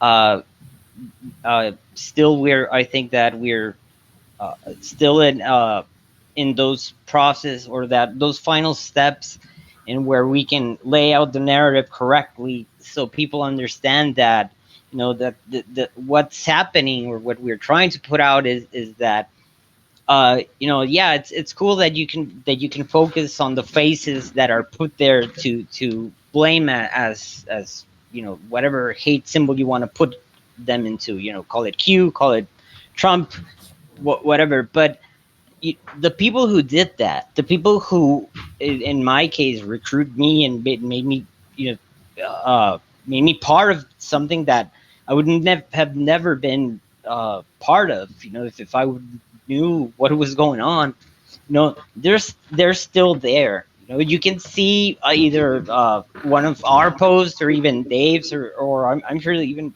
you. He's still on social media. Uh, Doing the same thing, the same network. It's being promoted and their content. It's being translated to. I don't know. I've seen from Icelandic uh, to Spanish. I mean, Fulford. I just recently find out that he's into Mexico. Also, I don't know. Like, he has some issue with oil companies, and there's a conspiracy line about Fulford here in Latin America. So it's a real problem. It's uh, it's Q was just a symptom. It was just the how we manifest the sickness of something else that has been cooking up since a long time, and that thanks to social media, thanks to big data, they've been able to tap into, like you were talking about, how they can move the crypto trends, and that they tap into nostalgia, right? They tap into feelings. And unless we educate ourselves and help educate others, and actually tell, like, okay, so you want somebody to blame, like, here's the evidence, here's the what happened, and journalists, like, stop being afraid of, or maybe they're just having an agenda, I don't know, but not being afraid of looking into this. And it's it's I guess that it's at least, if you want to do some sort of service to McAfee or something else, don't do the same thing that everybody else is doing. Don't turn his death into a conspiracy. Look beyond, and who was he surrounding himself of, and who were the people uh, calling him, the crypto 2.0, and that he was going to invest all his millions and millions of dollars in this gold-backed crypto that goes back again to the gold standards thing, and so we're not talking about this. Yes, it does sound maybe complicated, and it does sound like, holy shit, like, is it this like a conspiracy of a conspiracy? Well, it's kind of like that, and we better make, you better like really get. We should be able to treat this abstract kind of topics openly, and in a way that we shouldn't be feel bad that not feel bad about talking some of these things that of course that they sound ridiculous, but as ridiculous as they are, you see what happened in January 6th. That's nothing to make fun of. And if I could just add one thing to that, Lestat, I thought that was a really good summary. But I wanted to just also say that, like, having worked with a lot of journalists, and I know you have as well, one of the things that I know that they're frustrated by is because, this is incredibly complicated. They don't really have the budgets to like dig into this. It's also, filled with all kinds of characters who are known for, telling the truth some of the time and not telling the truth some of the time. And it's like really, really difficult unless you're kind of a systems person and willing to invest in like a long-term view of this to like develop a coherent picture of it that you can like write about. And so I think that's been a lot of where the frustration with the journalists has been. And I think that what you've kind of realized, and I know I have as well, is that, we just kind of have to start telling the story in different ways rather than expecting some newspaper to like crack, the definitive story that answers everything. It's like we have to give people the mental frameworks for like understanding how these networks persist over time, what kind of themes they have, what kind of agendas they have, what their kind of worldviews are, and the worldviews that they're in conflict with. And I think that's when you can start to break through to people. And I know, like, this other podcast also being done by Lincoln's Bible, The World Beneath. It's kind of a normie's guide to like organized crime and intelligence, and it brings people on in a very, kind of gentle way. As where I would kind of describe, your show, Recluse, is more like the graduate level course. This is more the 101. It assumes you had certain foundations before you started to tune in. Exactly. But, I think that's the kind of storytelling. We need these kinds of on-ramps. We need the places that people can go to once they graduate out of the 101, and we just have lacked for that. And frankly, there just hasn't been a ton of like accessible research for people, for wide, mass audiences. So I think we're getting there, but like a lot more work needs to be done in that regard. Absolutely. Like, I couldn't agree more. And I guess that just to maybe, I see it as we went through a process of really of calibrating between the reaction that we got from the first batch of release, or the first batch of like the TED Talk and the Financial Times thing, and how it honestly it sometimes it's amazing to see the kind of rebukes or the kind of bumps in the road that we encountered. But from that, I think that we've all learned.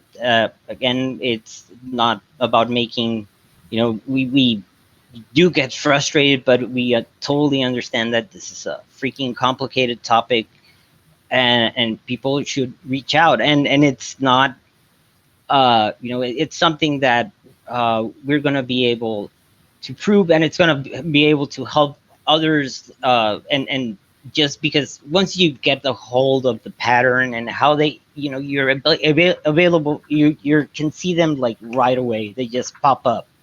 Yep. No, I agree. And I think that, as you're right, that as we've kind of gotten better at sort of figuring out, how to tell the stories and to provide people kind of the mental frameworks for dealing with it, it becomes a little easier. And the other thing is, I think fundamentally, we've got the right sort of hook into the story. Sure, every once in a while you get a detail wrong, but you learn from that, and then you kind of also can take some faith in the fact that because, the point of view that we have on it is pretty good, it'll keep getting to be more and more proven to be true over time. Like the things that we've said haven't turned out to be less true, So, yeah. Then nothing can say like really otherwise, and nobody can say that that provably we're close to that thing, that even participated in a way, even knowingly or unknowingly, either with a agenda or not. And it's something that it has come to a point where I guess that people can deal with that, and it's just that we shouldn't let this go to waste. I guess that because of what we have been able to prove, and that people have seen, because I really got really nice comments this past week, and I super thanks to the people that have sent them. Like they, I think that it's just about really giving a good material, a good body of work in which people can really see how they've been double duped, right? Because they have a completely, not say completely, but they have a side of things completely that has been manufactured, right? And for how can they call themselves? I mean, it's just we can't, as we can't let reality be broken by idiots. Well, yeah, and I mean, I think it's also sort of important to illustrate too that, I mean, there really, there aren't really, I mean, true alternative media outlets, or even in a lot of cases, true alternative cultures out there. I mean, as somebody who's looked at the UFO field for years, and I mean, also the conspiracy field, patriot movement, whatever you want to call it, it's just, basically it's a bunch of confidence men. I mean, military intelligence officers, people with all kinds of agendas that are essentially manipulating a lot of the utopian aspirations of these communities. Yeah. They're especially vile in that regard, I mean, to put it mildly. And yeah, these are the people that are really driving a lot of this stuff. They're no better, if at all, than mainstream media outlets, which get so much flack. And I mean, that's not to say that mainstream media doesn't deserve a lot of criticism, especially in the 21st century, from the 2000 election on through the war in Iraq, the whole financial crisis in 2007, 2008, et cetera, et cetera, et cetera. But you don't, what is being put up as the alternative is not a true alternative. Yeah, exactly. Like, it's like I could say easily, and maybe Dave can agree, or the Defango, is that I've been actually like attacked more by the mainstream media and the Q experts, other than really like Q people.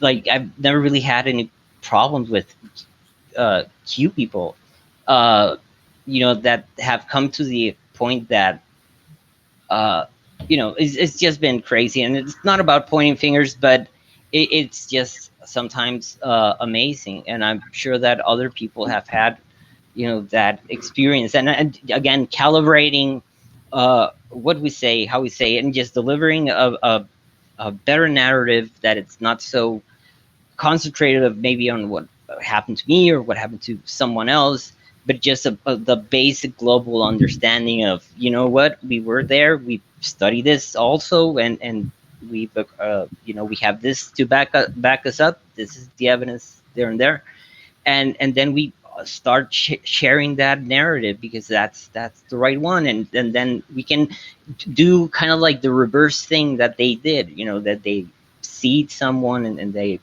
it's like I'm so happy when I see like people that I help, like maybe just give a little point in the right direction, that they go like Shabella. I'll be testing the researcher experience. They become even better researchers, or they're way ahead even of some of the things that I've been researching. And then that's the kind of thing, like I really feel good about doing. And it's basically, yeah, we kind of like have to like give an antidote, sort of, in a way of spoken words and of understanding and knowledge, and just not being a dick about it, being douchey. And I guess that we, at the end, the real opposition is going to be created organically, either they want it or not.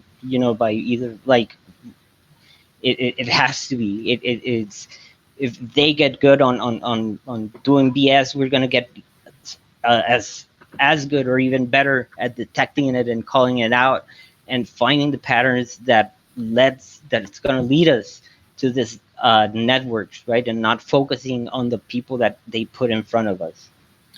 Just to add to that, Lestat, I think you're right about, kind of the dynamics of, people being resistant sometimes to like new information. And I don't know if you guys saw the article that was done maybe a week ago about the Moroccan guy who like claimed to have cracked a bunch of stuff having to do with the Zodiac killer. But he kind of showed up in the Zodiac killer online forums and was like, "Hey guys, I figured it out." And they're like, "Get out of here," like, and he's like, "Yeah, I did it in an hour," and they were like, "Well, that can't possibly be right," So I think there's a certain amount of that kind of dynamic sometimes. If you show up in a really brash way and are like, "Oh yeah, I totally figured it out," and people don't necessarily know that you've been looking at it for years, or that you have background with it or whatever. They just kind of know, oh, you show up and you claim to have all the answers. They're just going to be naturally resistant to that. So I think absolutely, that's a factor that you have to kind of just be cognizant of. That's just how people are. And then, with respect to media too, the one thing that just really, consistently irks me about our friends in the media is just that there's a bias towards novelty and towards immediacy, where like, oh, this weird thing's happening, I'll just write about the weird thing with almost no context or history or idea of like where it might have been rooted or like who was paying for it. Like, it's new thing drops out of the sky and we're gonna react to it, and so it makes the media very reactive without necessarily providing the kind of context that would help people to actually understand stuff. And again, a lot of that is just, but budgets and lack of staff and everything else, but it doesn't help people understand things. So I think the kind of more slow media that we've been kind of participating in, where we're kind of giving people continuous additional layers of information that can help them understand things, I think it's hugely valuable, and I think there's going to be a lot more need for that over the next few years. I agree. I see it as I always see them as that you plant a seed and then that it becomes into this strong tree on their own, and that's basically the kind of like the antidote, right? You in a way, it's kind of like, it's amazing sometimes because it feels like you break someone from a spell. Yeah. Well, and I think I have a lot of friends sort of in the political realm who are like, oh my God, we need to, react to and worry about 2022 because this is going to be bad. And yeah, it's true. That needs attention. We need to kind of make sure people understand what's happening, the context, and deal with some of these voter suppression type things. But at the same time, like, if you don't lay the groundwork for sort of defusing these strategies, you're not going to have, the opportunity to have a fair election in like a 2024 or a 2028. And so we need to kind of do both at the same time. And so I don't have any qualms about kind of doing the long-term work while also paying some attention to the short-term work too. Yeah, absolutely. Manny, do you got anything to add? Oh, wow.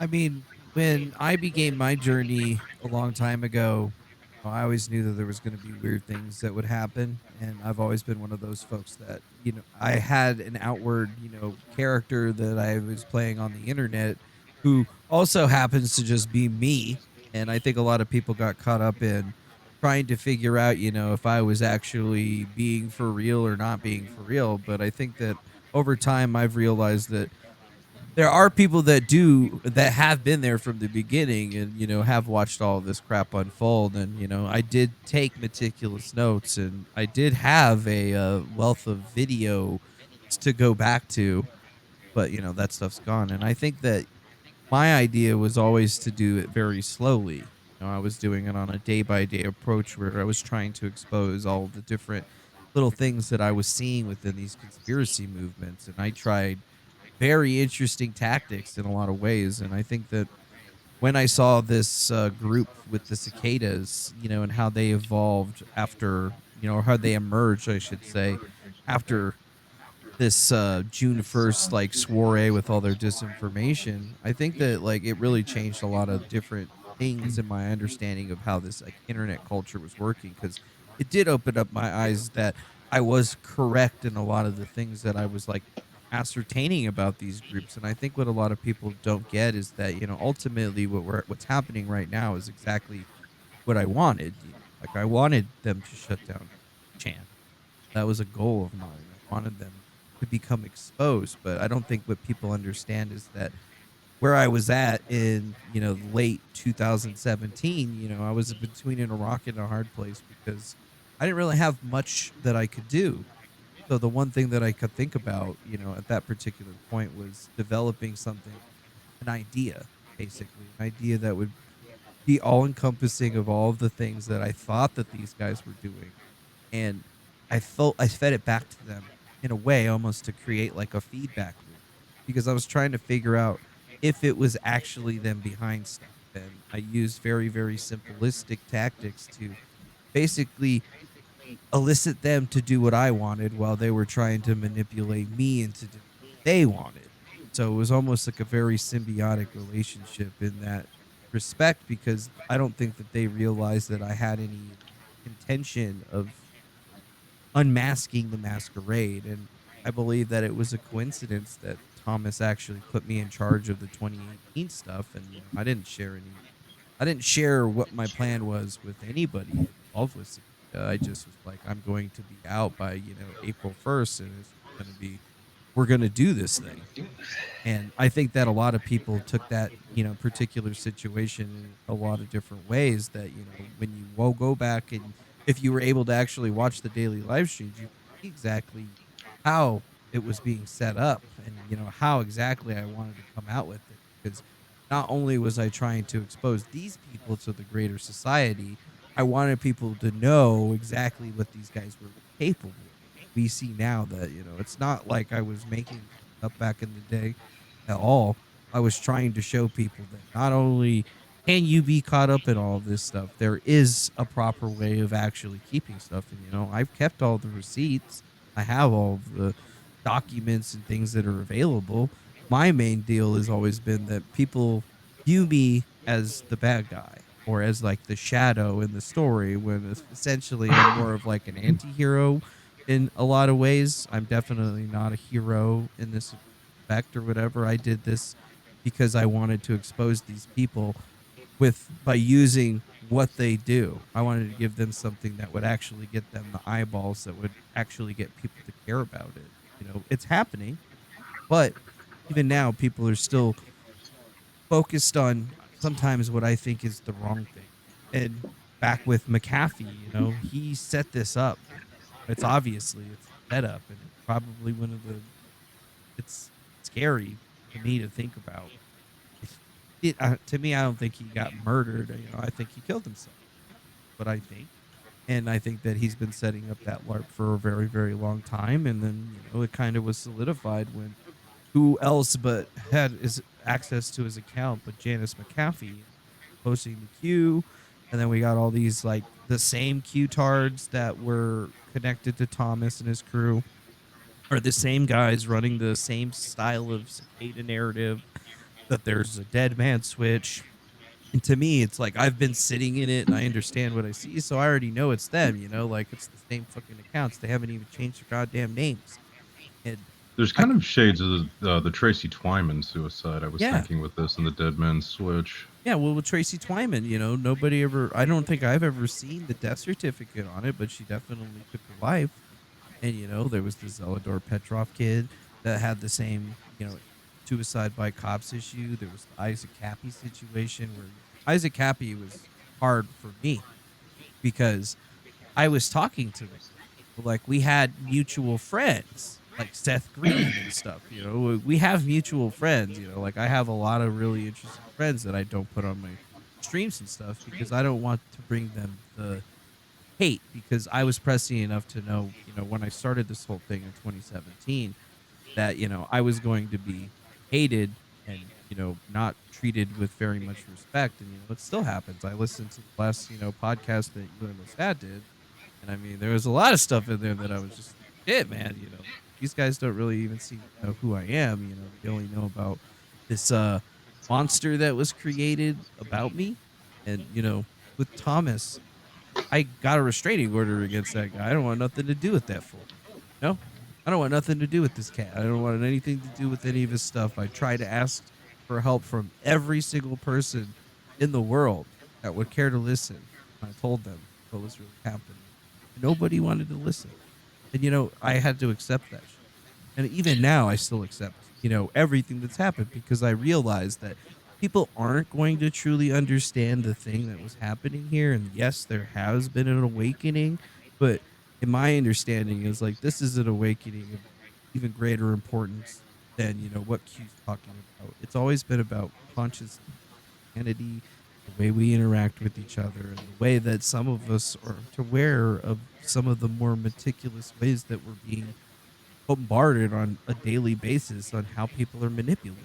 And I mean, Q is a masterclass in understanding how the manipulation and how these criminals are working on it. But the only way that anybody could really truly understand, what was happening with the situation and how these guys operated was, I know for the next, 10 years, people are going to be researching into this and, the intricacies of how it worked out. But, it's supposed to steal humanity.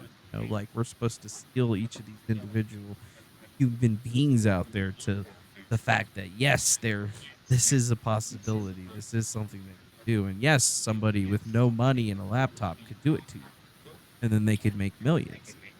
It's very vexing, and at the same time, like, great that when I see all of these people in the Q movement that got big, now I'm seeing, the reverse of that. I'm seeing all of these other researchers that are becoming these, I guess, what you call Pharisees of what happened during the Q thing. Some of them weren't there, some of them were.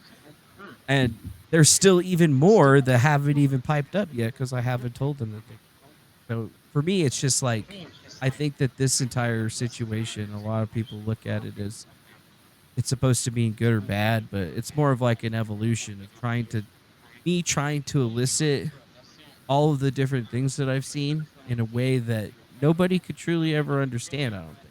It's like nobody's ever going to understand my goals. They're just beyond comprehension, honestly. I don't even think I understand my goals at this point, which is probably very discordian in nature. But what I did know, back then was that I was in a situation with some scary people. And the only way to get your way out of a situation with scary people is to give them what they want and then fuck them later. And that's basically what I went with. And yeah, I had to take years of abuse, and I'm still taking an abuse on a daily basis over it. But the abuse only now comes from the people that just don't want the real truth to be out there. So, like, there's journalists and stuff, they don't talk to me. Why don't they talk to me? I don't know. Maybe I'm a scary individual. I thought I was pretty chill. We'll get some Funyuns or something. Let's go get a coffee and talk about it.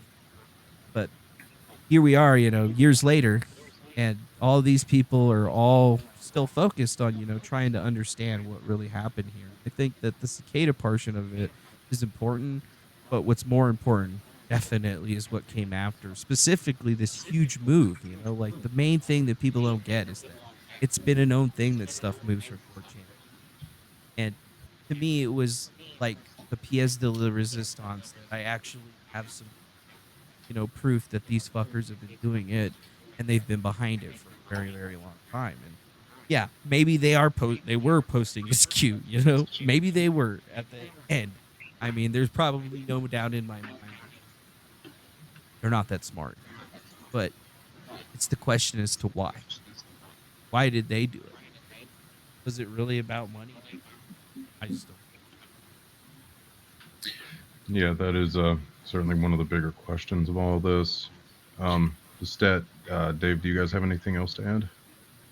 I had one question, which was, did this, as you were kind of looking at this stuff unfolding with, Cicada and then into 2017, and you were kind of thinking like, oh, maybe this could scale up. Did it scale up like beyond your expectations?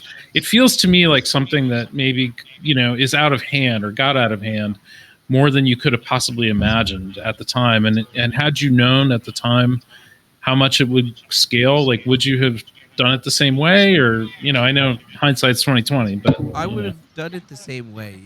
All of my expectations of scaling were actually did. Like, it didn't start scaring me until it started to reach 20. Actually, that's what's because I thought that it was done. I figured, like the beast had been slain, and like people were gonna start supporting, like what I was saying, because clearly I'm not like it or whatever. It's just hard to believe because it's hard to believe individual. I don't know. It's because of how I look or the way I talk, but or probably it's probably a whole bunch of different things. I mean, I'm like a charade into myself. I think I don't believe that I exist or believe that there's multiple. And when I saw this thing rolling out, like I knew it would get big based off of what was happening with Hayden Air. I already knew that Thomas and the crew had been spending some money to make it go big. Uh, it wasn't until really though that the middle, when Jock Posobiec did his like expose, after we finally got Microchip to talk to him and a couple other things, that's when it started to really change, in my opinion, and that's when things started to break apart. Like that's when everything that I had thought and first saw happening, and XYZ, this is going to happen, stopped working the way I thought it was, and because I never really figured that the Trump administration would latch onto it. Like I figured that they would be smart enough for it, but it's during that time that legitimately that's when we started seeing Trump accounts, few people, and then they just were like they were pretty much into it right at that point. And it was that point that pretty much like everything that I knew or I thought was going to happen with it went out the books, because 2018 towards the end of it, they were supporting it, they were keeping it going, right? And it's pretty obvious for and a lot of anybody to people see. became involved and had interest in it and whatever. Yeah, they brought in their whole new network of influencers, and then through the 2019 period we had a whole new group that was doing it, and that group even got stunted by more stuff that we had put out. They kept on trying to tell us that the Discord logs were fake, so we had to keep videos of off some dude's iPhone, which is literally, it's like all the metadata says that this was recorded off an iPhone. You're trying to tell me cropped, even though like this isn't what is being done, isn't physically possible in Photoshop. Maybe After Effects, but even then, you would be able to tell metadata. Wait, you're saying that those were real? Yeah, those were real, motherfucker. Somebody recorded those on their iPhone. Those aren't fake. Like the one that was posted, that Jack Posobiec posted on the fucking Twitter or whatever, that's the one that everybody was trying to go over and say that was fake or whatever. So I laughed my ass off and I was like, post the full copy to fucking YouTube. And he posted the full copy to YouTube, and then he did actual 2 other videos on the same account. It was called Spencer Jenkins. The videos were up there forever. And after everybody was trying to say it was fake, we put up a newer version of the video that literally shows the guy flipping the thing down, hitting the record button, like going through his phone, typing, using his phone. And it's not, a soft phone that's on somebody's computer. Because even back in the day, like you would be able to tell I the difference. remember, but that wasn't the only issue. I Yeah, well, mean, the date glitch was the main thing that I think people were talking about, and we have stuff there from the actual Discord admins from when they fixed that shit, there were because it there was a were thing. others. There were others, There was and others. has come out and JB even mentioned didn't have it. any. JB didn't JV make was videos. writing was with Anime Right. No, he was with the Anime anime, Right. right? But he Anime didn't Right. have anything to do with actually posting the. He never wanted the Well, videos to be. well, but how does that invalidate what he said? Well, That it besides the was fact that he wasn't there, he didn't make the videos. He wasn't even part of the decision to release the videos, he had no idea that that was happening. So when he came out and the second time he was like, "Oh, all the videos were fake," he was trying to save his own ass in that No, no, no, particular no. respect. And even then, that's definitely what was going on at that point. Because I remember it very vividly because he came out on No. Twitter, he made a Periscope, and then me and everybody else that was there that was literally part of the video creation was like, what the fuck is this guy doing? Just the fact that the logs were never put out like a file, and it was just a video. Well, you could have gone to the actual Drudge Deport server. The server still exists. Still a Discord server to this day. It hasn't ever been changed. I just don't have access to it.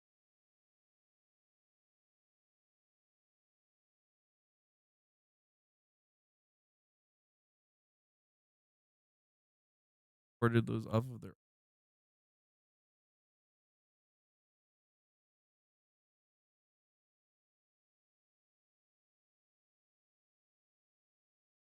Happen.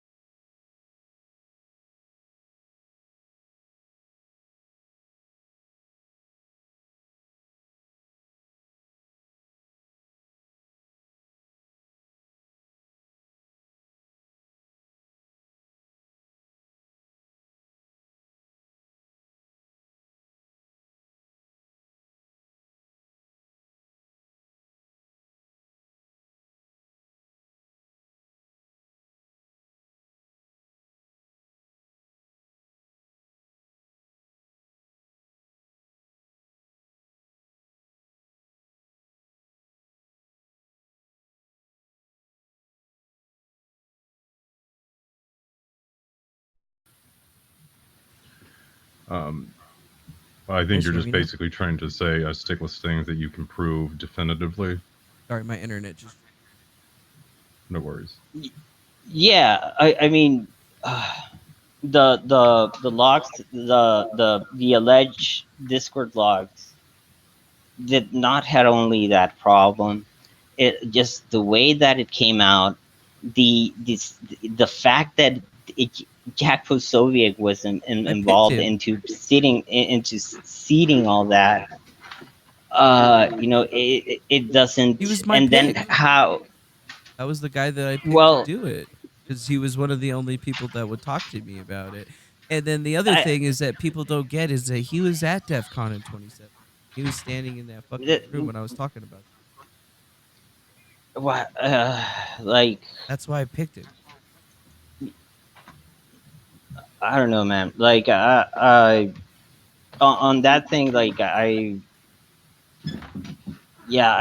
can't agree. It's not even about agreeing, right? It's just that I don't understand why you're bringing that up. It just counteracts. It counters with what we have in evidence. The involvement of microchip, of Pepe Lives Matter, of Kosi Lala, of all of those other Okay. people go way back into the wrong thing, into anime right, and all those kind of stuff. So, you know, it's just I'm tripping. I don't know what to say, man. Like, why are you bringing that up Well, I bring it instead up of because it's important to the whole entire situation. Like it was the but it anime wasn't right real. discords that were part of this. Like all of the people that were sourced to were doing came from the anime rate Discord. They came from this other place called Outer Heaven, and there was that one dude, the Farmer Bro, Martin Shkreli.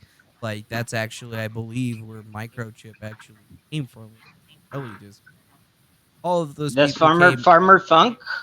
Farmer Funk was in the original Discord after the thing started, so he was one of the first people that was actually starting to talk about it. I still like have that guy pop around every now. He always says that he's never going to Hmm. talk to any time man stuff, but he was probably one of the main people outside of Big Dickanon or that one really weird looking Hmm. dude or whatever. He was the only guy outside of the Big Dickanon that was there basically from the beginning. And I know from the original Discord and actual Twitter groups that were being handled, like everybody was getting segregated. Group was a Discord. All of the assistance folks that were helping the op and helping come were on the Twitter DM group. You've seen I have like all of the different rooms that they invited me to. Hard enough to have Twitter email me everything when they inevitably destroyed my account. I'll have at least that shit. And from that, you could see all the different rooms fighting us, and it was mixture of Discord, Twitter, and this other thing called Torx. Only a couple people. But you see, when we get you send me those conversations of those DMs between Thomas and you, and it seemed like, well, it doesn't seem, it's more than obvious that Thomas was explaining you what's going on with QAnon and those things. Yeah, You know, well, he was it's trying to explain to me what was going on with QAnon because he didn't have the uh, awareness of when but we he told you started it. like about the first Q drop about the September 26th. Yeah, Like but when he it sent that email, it was later than that. He was trying to backdate himself.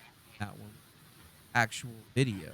That's what that shows. And the other thing is that there's another email in there. It's actually a Twitter DM where it's on like the 26th, and he's trying to tell me that Q stopped posting on the 25th. And you know what? I knew that because my boys were the ones that were telling me that, not because it was coming from Thomas, which you don't seem to understand. Or with the big thing that is always like eluded you in this whole thing is that I didn't plan it out with Thomas directly. All I did was say, "Hey, it'd be really cool if you did something like this with this," and he was like, "Oh, cool." And then he, on his own, took the information that I gave him and then but started he was already assembling doing it. it. Yeah, he But was he was doing it already for doing it. Cicada. Just changed it over He being for other stuff. Like all that White Rabbit stuff was all put together for a Cicada puzzle, and all he was doing at that point in time in the very beginning wasn't posting. He didn't have any access to anybody. It took him literally 2 weeks to finally get into the inner circle. And he did so by just creating DM groups and working his way into the madness. And it wasn't until they stopped posting is when we finally were like, okay, so like he knows they stopped posting, so he either must have control of the trip code or they must have moved it over to 8chan. And if you look immediately on the 25th is when Q starts posting on 8chan. And that yeah, was the man. first time. And then it took I two think that weeks for them to actually figure out that that was the legit Q. And that was during the time that Tracy Beans and all of her friends were all coming together with the InfoWars guys like fucking Horsey and shit. And they were the ones that were like, oh, yeah, the Q on 8chan is real. oh, You okay, man. Just gonna say that this may be like too inside like information, and just for but to not making it too long, but just to yeah, it's just better that it's not like it's getting too deep, and it's not really gonna go anywhere. So I say that you know maybe in another platform or whatever, but in respect of Recluse and farm and so on, respect you to know, who, uh, like but in I can respect to tell. the truth of the story, I'm just trying to be. I can wait 2 more years for somebody to realize that again. I wasn't telling any Mm-hmm. lies and I told the truth. So, like, Okay. here with this, it's important for people to understand, I know that it doesn't fit with the things that you thought that you had 100%, but I'm always going to be able to say, well, no, that's not exactly true. Just for example, the shadow box stuff that you guys were talking about. Everybody tries to make that into something that it's not. There was two clients, Bo Deedle and Ed Batowski. You know what we did for Ed Batowski? We didn't do anything for Ed. The only person that did anything for Ed Batowski was me. That was it. And all I did was help him with his websites. And then Lestat, that's where I brought you in to do some CSS work because I'm garbage at CSS and I don't do that shit. That was the only reason that you were even a part of that entire situation. After that, Ed was trying to hire us to like build a platform that was supposed to find your likes and dislikes on Twitter and other social media platforms so that you could either discover who is your greatest fan or your worst enemy, and then you could use that information as such. But they wanted to focus on using it to promote artists' actual, fans so that they could create a new interconnection with, which is one of the guys that I'm working with right now. Huge artists that we've been working on quite some time. After Ed Batowski's little run went belly up, he got a job with Bo Deedle. And I didn't have to do anything. I was going to music festivals and partying. And then finally, when I got to New York City, the only thing that was done for Bo Deedle were a couple of commercials. We made two commercials for the New York area that were supposed to be promoting him for mayor. It. There was no Twitter games. There was no bot accounts and stuff. The whole point of me releasing that document that Thomas wrote about Shadowbox and what his vision for Shadowbox was to show people what he wanted and then show people what the business actually became after Beth, myself, and Trevor were kind of like, what the fuck are you even talking about, you son of a bitch? This is not exactly what we were trying to do at all.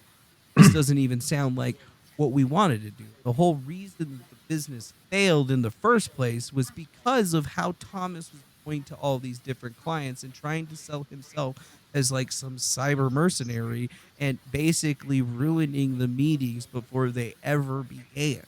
So when we went back into we went back to Texas with Ed, Ed was trying to get Thomas to actually do something. So he was trying to get his money back from Thomas. And then he brought me along because he was like, hey, I want you to get away from this guy. And I want to introduce you to my friend Ken Paxton, who actually is the AG of Texas, and also would like to tell you the same thing and give you the reason. And the reason that I even bitched out on him is because I finally saw exactly how bad the legal troubles of that man were. And I was like, okay, I'm leaving and I'm never coming back. And you know what? I'm going to do this. And that was in April of 2017. Okay. And then 2 weeks after that particular situation, I get emails forwarded to me from another character in Cicada talking about issues of authenticity. It's Lestat, Thomas, and a couple of other people talking shit about how I had just exposed them using their own puzzle. And they were all working together trying to figure out how they were going to actually change the narrative together collectively. Like, I understand how set people get and how they want things to be said and interactive, but essentially the truth isn't going to stop, and I'm not going to stop telling people exactly what happened because that's what I've been doing since this started when I was live streaming every second of it oh so many years ago.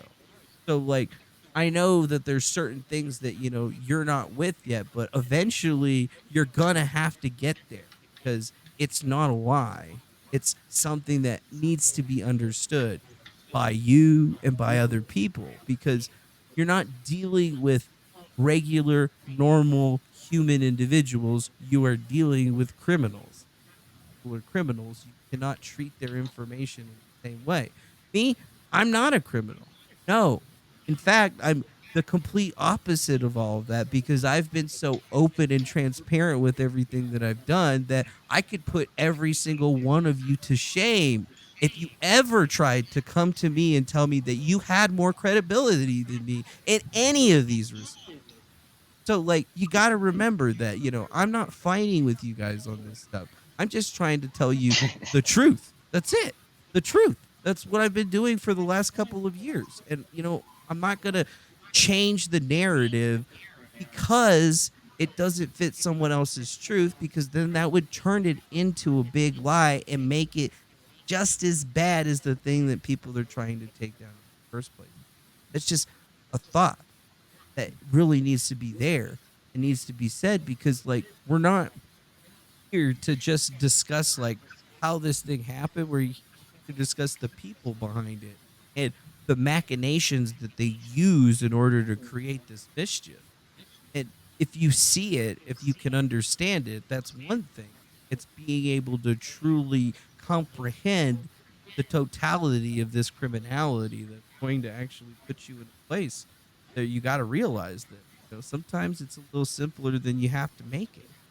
It sounds great to add all these extra characters to it, but in reality, it only took a couple of people, and it really only took one guy to hear an idea for all this stuff to actually happen. And that's Thomas, man. He was in every little group.